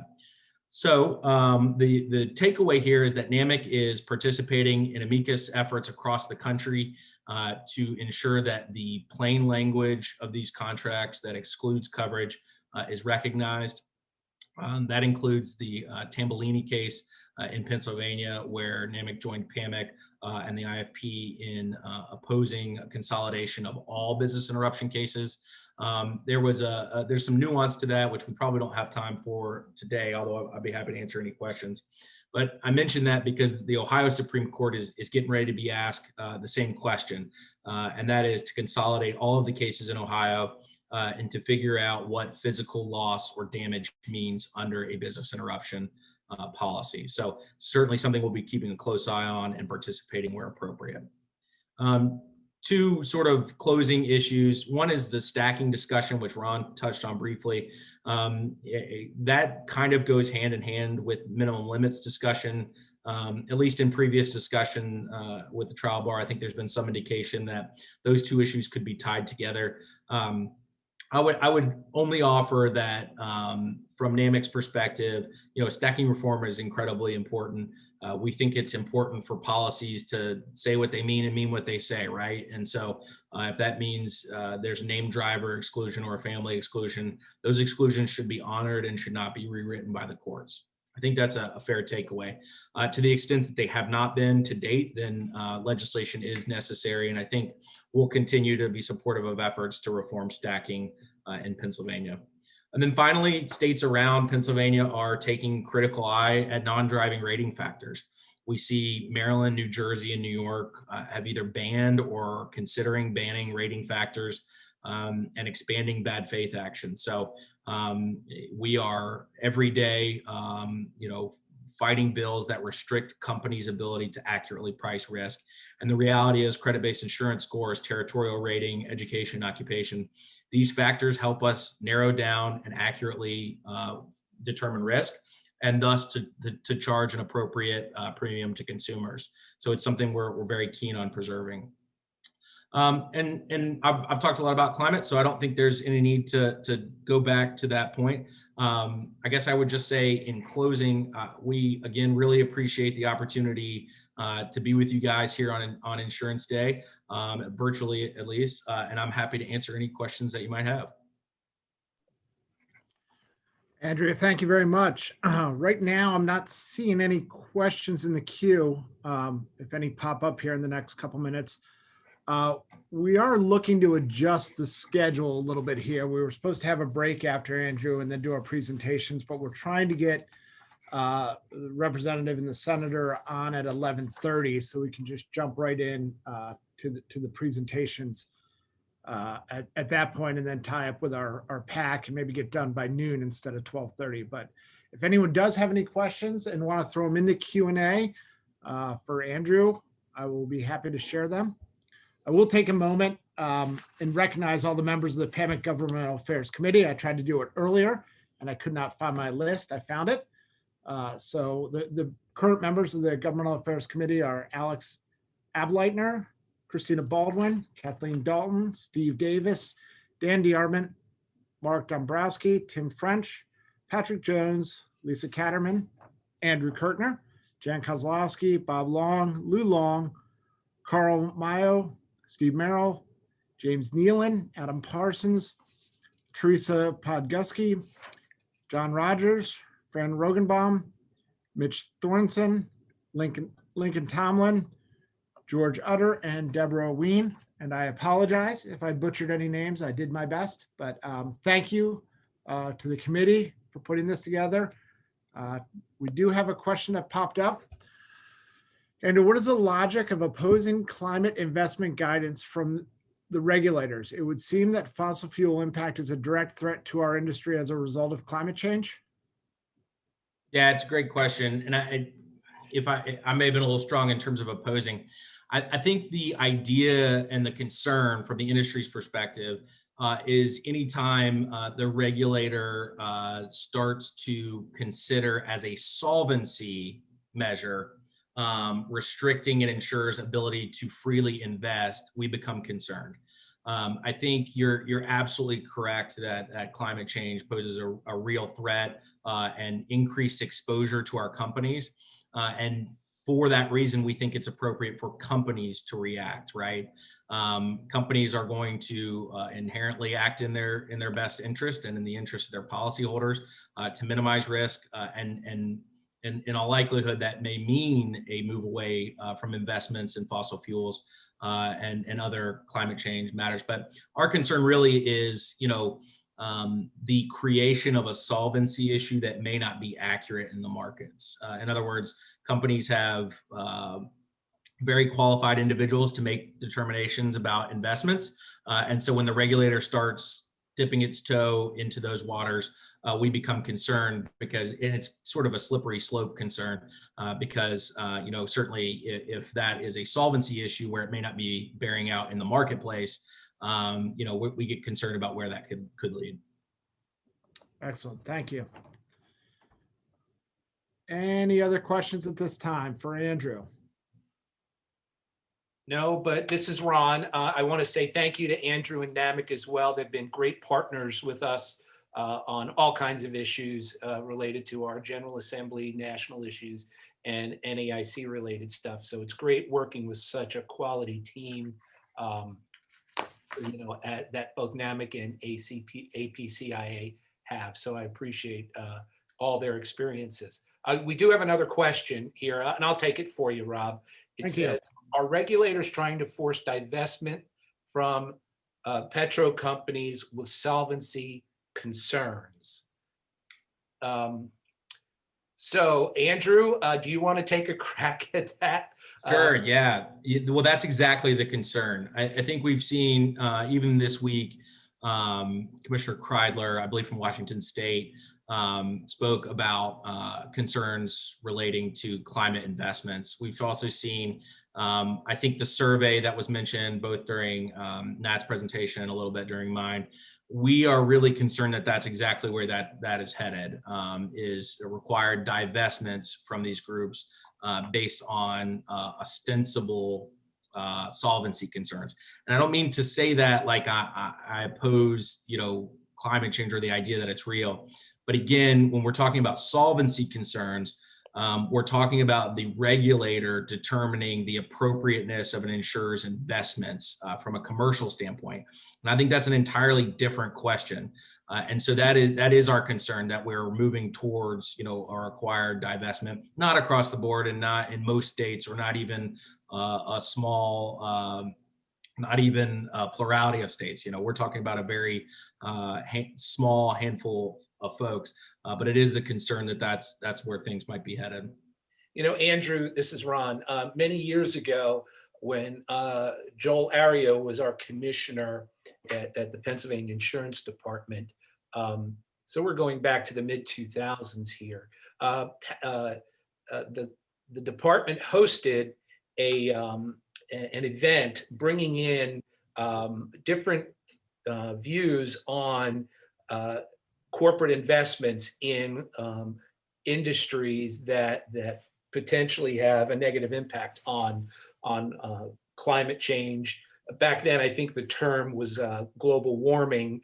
And I believe the one organization that we had brought in was CIRA, and it was an organization out of Washington, D.C. And their goal was not to limit companies and what they can invest in, but actually to educate company boards, directors on the issues that are facing them and how that impacts their investment decisions. So this whole concept of trying to figure out how investment should go is not new. It just seems to be getting a little bit more sharper, in which it's not about think about your investments and how it may impact you in the long run. But now it seems to be morphing more into, we want to limit, this invisible hand of government wants to limit those types of investments. And I'm not sure that it's, I don't like that approach. I think businesses should be able to pick and choose, because even within the energy sector, I think it was Shell Oil just recently left the API, the American Petroleum Institute, because of their position on alternative fuels and other stuff. So you do have the industry, in this case, the energy industry, not walking in full lockstep with each other because of the different viewpoints. And clearly the European markets seem to have a broader view on fossil fuels, or a different view anyway, on fossil fuels and clean energy. So who knows how that's going to play out in the future, but we're currently seeing it now. And I think that that kind of discussion is a good thing.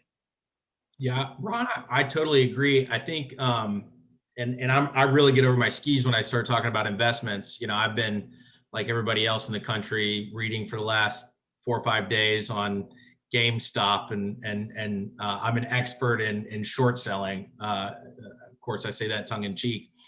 I think, again, there may be ample business argument for divesting in these resources. And certainly in a competitive marketplace, that's exactly what companies are looking at and will obviously seek to maximize their advantage. And so we really think that's the appropriate approach. If there are solvency concerns, then that is the regulator's role. But what we don't want to see is a non-solvency concern shoehorned into that space. And you're exactly right. I mean, I think from an educational standpoint, that's certainly appropriate. And I don't think anyone from our side would push back on something like that. But just a heavy. We get concerned about sort of a heavy-handed approach there. Right. Hey, we do have one more question that just popped up. Rob, sorry to take your thunder, but since I was talking. So now we have that other quasi-type private regulator called the rating agencies. And how do rating agencies like AM Best fit into this conversation? Are they going to start looking negatively at the insurer investments as well? Have you had any conversations with these rating agencies, whether it's AM Best or any of the others that are out there? It's a great question, Ron. I'll tell you, I don't have any. I would be speaking out of school if I told you about what AM Best plans are in the climate space.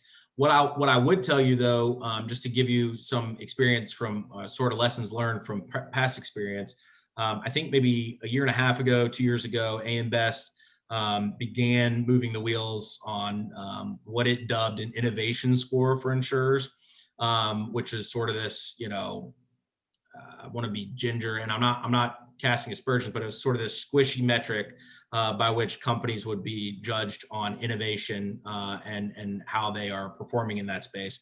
And so one of the things that your National Trade Association is doing when issues like that emerge is engaging with AM Best to determine whether that's an appropriate standard and whether it can be carried out in a standardized fashion so as not to impugn the accuracy of the ratings. And so what I think it is fair to say is if they do start taking a critical eye towards that, we would have the same approach, being engaged with them and making sure whatever standard it is that they would apply fairly and would be a standard process. So that's kind of a non-answer, and I'm happy to try to get some specific details on that. But rest assured, that is something we pay close attention to. Okay, thank you. Andrew, thank you once again for participating as usual. We do appreciate it, and it's always great and worthwhile information. So Rob, if you don't unmute yourself at this point, I'm going to make the president's call here, and let's skip our break. We do have a very important person already in the queue. We have Representative Dave Zimmerman. So Dave, if you don't mind unmuting yourself and putting your video on, I'm actually going to hand off your introduction specifically to a person you know pretty well, Rob Dodds from Lidditz Mutual. I don't know if you know this, Dave, that Rob is the chair of PAMIC's Government Affairs Committee. and he's been wonderful in that role. And it's his honor and duty to actually introduce you and what we're going to do with you, and then give you an opportunity to do a little speaking. Afterwards, we're hoping that Joe Pittman was able to survive the snowstorm as well in Western PA. We haven't heard from him yet, but we do have our #1 state representative on the call right now. So Rob, he's all yours to introduce. Thank you, Ron. And what we have, Dave, Representative Zimmerman, it's great to have you on. What we are is we're recognizing you and Senator Pittman as our legislators of the year. We have unfortunately, we can't hand it to you personally, but if we want to pop up on the screen, we have an award that we will get to you in person. We're going to screen share a picture of the Benjamin Franklin that we have for you. For those, I'm sure in our visits on the Hill, usually this time of the year, we've explained the significance of Benjamin Franklin. Anyone that knows a little bit about Benjamin Franklin knows that he is generally regarded as the founder of mutual insurance, with the company that's still in existence, the Philadelphia Contribution Ship, since 1752, my notes indicate. So we have always recognized our industry as one of Benjamin Franklin's wonderful ideas that has lasted centuries at this point. So we will have that to present to you as soon as we're allowed to present to you. But at this time, it's my honor to introduce you. I have a little bio that I'll read. Representative Zimmerman was elected to the Pennsylvania House of Representatives in 2014. Representative Zimmerman is a fiscal conservative dedicated to serving his community. Born and raised on a dairy farm in the 99th Legislative District, Dave was instilled with the traditional Lancaster County values of hard work, thrift, and community service. Agriculture is the backbone of the 99th District's economy, and Representative Zimmerman has a long history of working in agribusiness. Working for an international company of 1,100 employees, he served as a sales manager for Lancaster County, the sales manager for all of Pennsylvania, and was ultimately promoted to sales manager of 7 eastern states, including Pennsylvania. He has also served on the Lancaster County Agricultural Preservation Board for the past 5 years. Representative Zimmerman's public service also includes serving on the Lancaster County Transportation Committee and the Lancaster County Planning Commission. In 2005, he was selected by his colleagues to serve as the chairman of the East Earl Township Board of Supervisors. In 2006, he was chosen to serve as the township's roadmaster. In these positions, Representative Zimmerman worked with the State Department of Environmental Protection, the Conservation District, and the State Department of Transportation. He has built an understanding of complex state regulations that can hold back economic growth. He worked with his colleagues and members of Lancaster County delegation to the General Assembly to deliver services and critical infrastructure while maintaining his fiscal responsibility to his community, even under tight budgets. So at this point, Representative, I will turn the screen over to you and congratulate you on being the House of Representative Legislator of the Year with PAMIC. All right, and before I give Dave the floor, this is Ron again. Dave sits on many different committees, and he happens to serve as vice chair of the House Insurance Committee. So he and along with Representative Pickett get to sort of choose and pick the agenda that they want to move forward on. So Dave, we congratulate you. We weren't sure who the bust of Benjamin Franklin looked more like, you or Joe Pittman. But it was like the before and after, and we couldn't quite figure it out. So we'll let you and Joe arm wrestle for who it looks more like, okay? Yeah, we'll need to have that conversation, I think. Okay, But, thank you, Dave. yeah, so thanks so much, Ron, and thanks, Rob. Good to see you guys here this morning, and I'm just honored, being presented with this award. So thank you so much. So a couple of things. Like Ron mentioned, being on the insurance committee, I do rely on Ron a lot on what are the things that are important to PAMIC and the insurance industry throughout Pennsylvania and ultimately throughout the nation. Because clearly, policies that we set in place have an impact. They're going to reflect positively or potentially negatively, depending what those are. So extremely important that we stay connected and keep communicating. And Rob, congratulations to your role as as the new chairman. I think you're replacing David from Goodville Mutual. Is that correct? As the chairman of the board at this point? Yeah, I'm just chair of the Governmental Affairs Committee. Okay, Government Affairs, Yes, okay. chair of the board, about 2 or 3 levels above me, that's for sure. Okay, all right. Well, Dave, that's okay. But Dave, I think, David Goucher would probably say, please have him replace me, please. Okay, there you go. Good. You might have planted a seed in his brain. Yeah.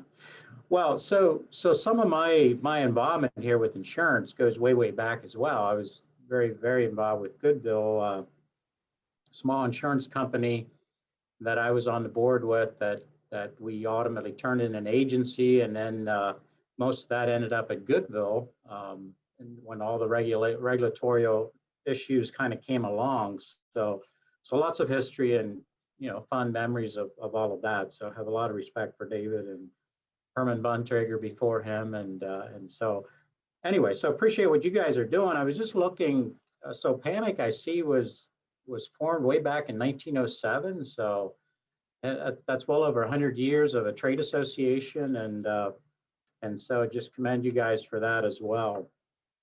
But just a couple things on when I look at Ben Franklin, Rob, you mentioned him, and the first insurance was really revolved around fire insurance, and I was just reading on where Ben Franklin actually kind of later in life kind of introduced the idea of life insurance and had some real concern for widows and orphans, and then what was really intriguing was the idea or the thought of crop insurance, which is close to my heart in the agriculture industry. So, and some of this even led into with the widows and orphans idea, kind of led into the modern day pension idea. So some good, some really neat history there, and just appreciate you guys kind of carrying it out. So, and then, you can always go look into scripture where it talks about taking care of brothers and sisters and neighbors and the likes. And,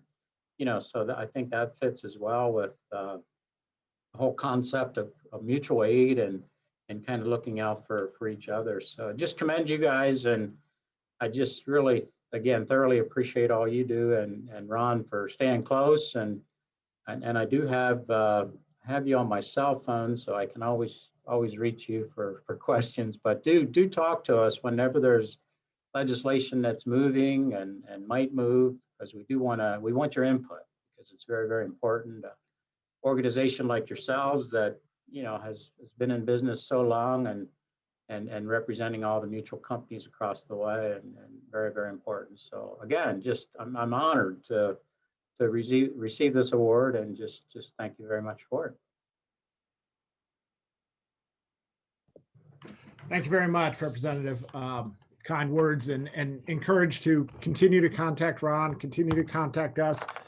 As we said at the beginning of this, we're sorry we're not up in Harrisburg to meet with you, but we wouldn't be able to anyway, probably with the weather. So just know that we're always here, and reach out whenever you need us. So. Yeah. And thanks so much, Rob. Appreciate it. And Representative Zimmerman, we'll set up a meeting sometime pretty soon at Lidditz Mutual, and make sure Rob Dodds takes us to the restaurant across the street. Oh, okay. We can arrange that. I'm looking forward to it. Okay. Thanks, guys. Thank you very much. Congratulations to you. And we will get you your bust of Ben Franklin as soon as we can. Okay? Thank you so much. All right. Thank you. Morning, Senator. Go ahead, Rob. You want to go to Senator Pittman? Absolutely. I can do that one as well. Senator, thanks for joining us. I'm not sure if you're in Harrisburg or back home, but I have a little bio to read about you. And again, being recognized as the legislative of the year on the Senate side by PAMIC for all you do. Senator Pittman was elected as a state senator for the 41st district in a May 21st, 2019 special election to complete the unexpired term of Senator Don White, who retired on February 28, 2019 after 18 years of service. Senator Pittman serves as Vice Chairman of the Senate Environmental Resources and Energy Committee and is a member of 5 additional Senate committees: Appropriations, Banking and Insurance, Communications, Technology, Game and Fishery, and Judiciary. He also serves as the Senate Republican Caucus representative on the Pennsylvania Infrastructure Investment Authority, the PennVest Board of Directors. Senator Pittman served as White's Chief of Staff through his tenure in the office. In that role, Senator Pittman delivered strong working relationships with members of the General Assembly, legislative staff, and officials across a number of state agencies. He also worked closely with county and local governments and civic organizations to foster and promote economic development and infrastructure improvement efforts to enhance the quality of life for the region. Born and raised in Hillsdale, Indiana County, by his parents, John and Mary Ann, Senator Pittman is a 1995 graduate of Purchase Line High School. He was appointed to its school board and served until its graduation from Penn State University with a bachelor's degree in political science in December of 1998. Senator Pittman is a lifetime member of the NRA, member of the Indiana County Republican Committee, Ford City Sportsman Association, and the Indiana Franklin Lodge number 313. He serves on the Purchase Line Red Dragon Foundation, which provides scholarship to Purchase Line graduates. He is a board member of the United Way of Indiana and chaired its 2018 annual campaign, helping to raise over $726,000 to benefit various community-based programs.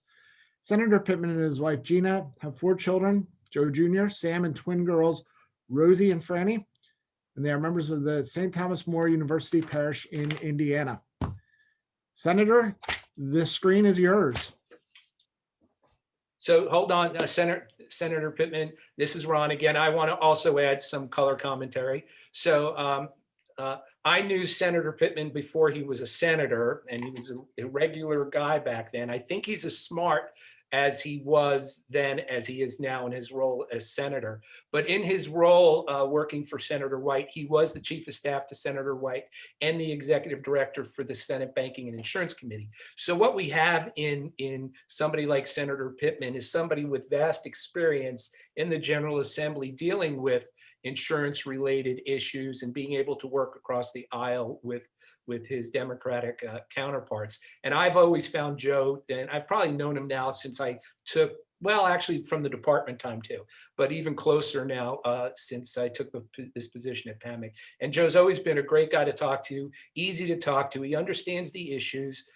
He can't always agree with us, but the fact that he has a ear willing to listen to our concerns is always wonderful for us. So Joe, congratulations on your award as our legislator of the year. And once again, we'll be able to get you your copy of your bust at some point as well. So in your opinion, since David is still on, but he's muted, who looks more like Ben Franklin, you or David? Well, that is a loaded question that is not suited for a politician to answer. All right. I think I'm going to defer on a response. Smart man.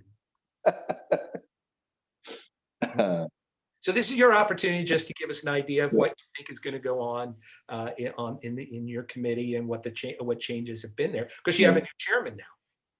Yeah, we've recently altered committee assignments here just over the last week. But Ron, I really appreciate you and PAMIC providing this recognition. As you pointed out, we have a very long history. Much of what I have accomplished in my time in public service really has been as Senator White's chief of staff. And that period of time was a real honor.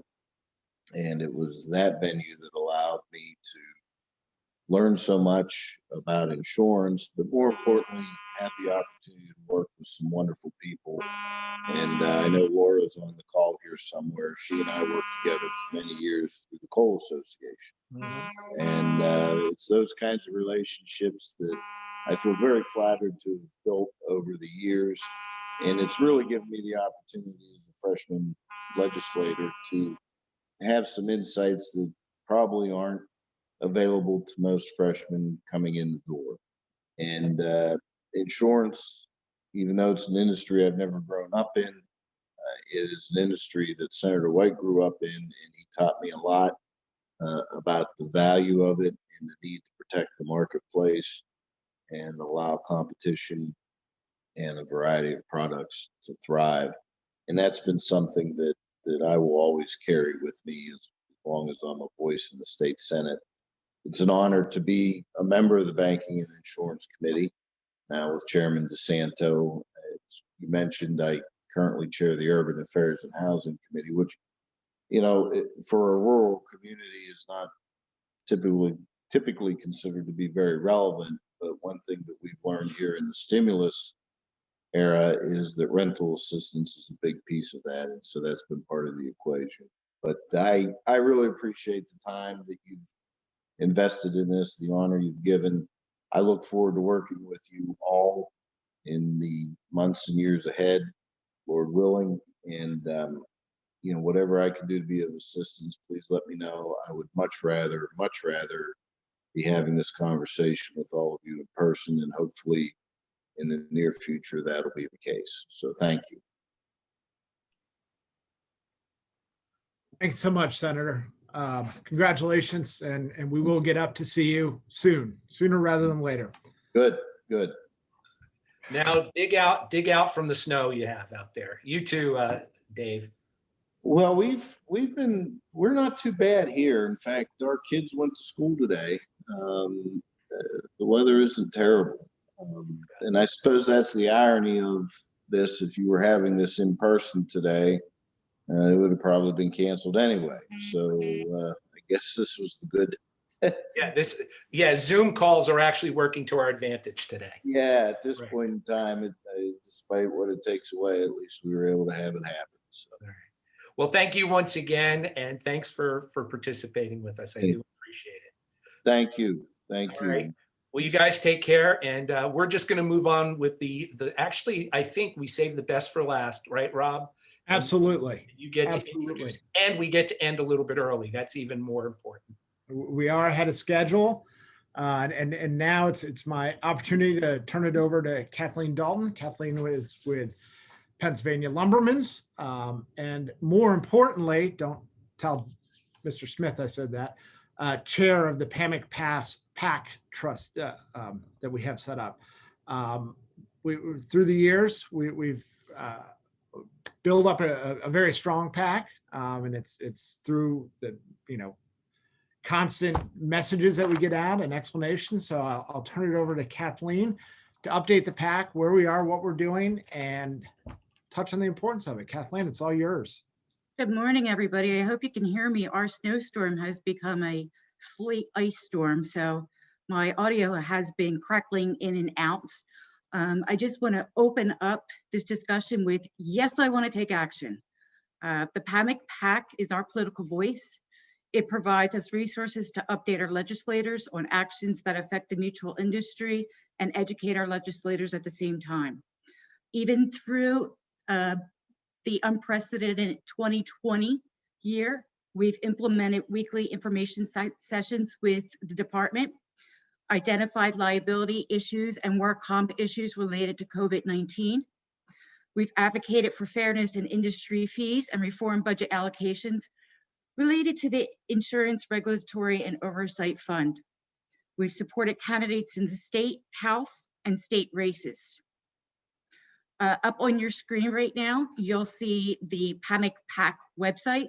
This gives you a strong overview of what the PAC represents. We have a stake in public policy, and we work in this arena. I strongly encourage you, your employees, your officers to support the PAC. And also just remember, this is a personal donation. So on your screen, if you scroll down, you'll see, yes, I want to take action. And so I'm going to sum up by, yes, I want to take action. And if there's any questions.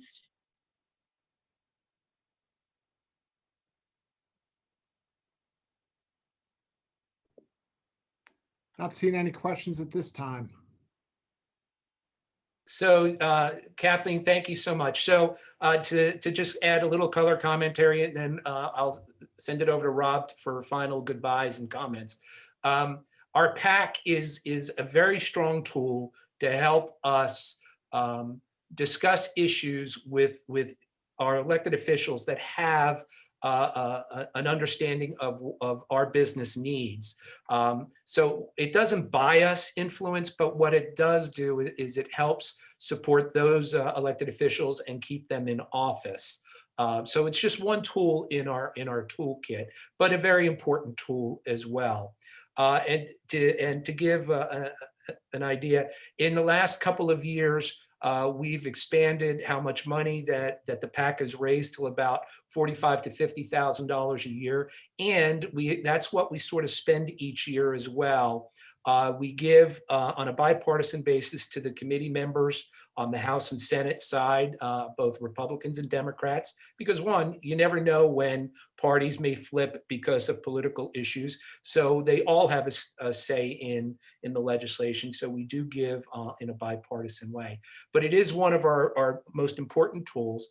Over the course of the next couple of weeks, we'll be reaching out directly with the companies for our leadership campaign. But that doesn't stop you from saying, yes, I want to take action now, clicking on that button and either giving one time, or if it suits your budget better, doing it on a monthly or even an annual basis. So I just appreciate you doing that on our behalf. And with that, Rob, I want to send it over to both you and Kathleen if there's any other comments. See, Kathleen, anything to add? You're muted, Kathleen.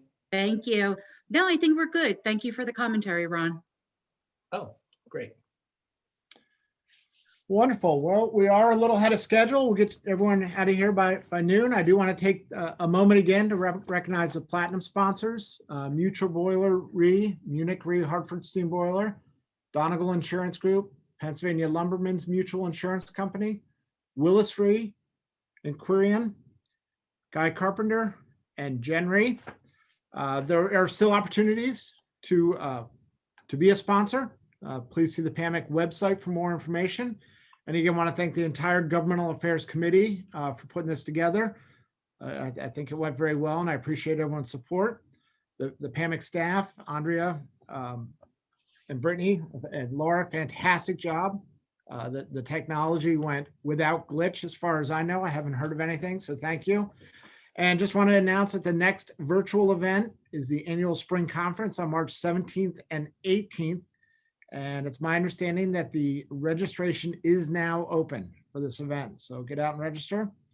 Seeing no more comments, no more questions, I want to thank everyone and have a great day. Stay safe.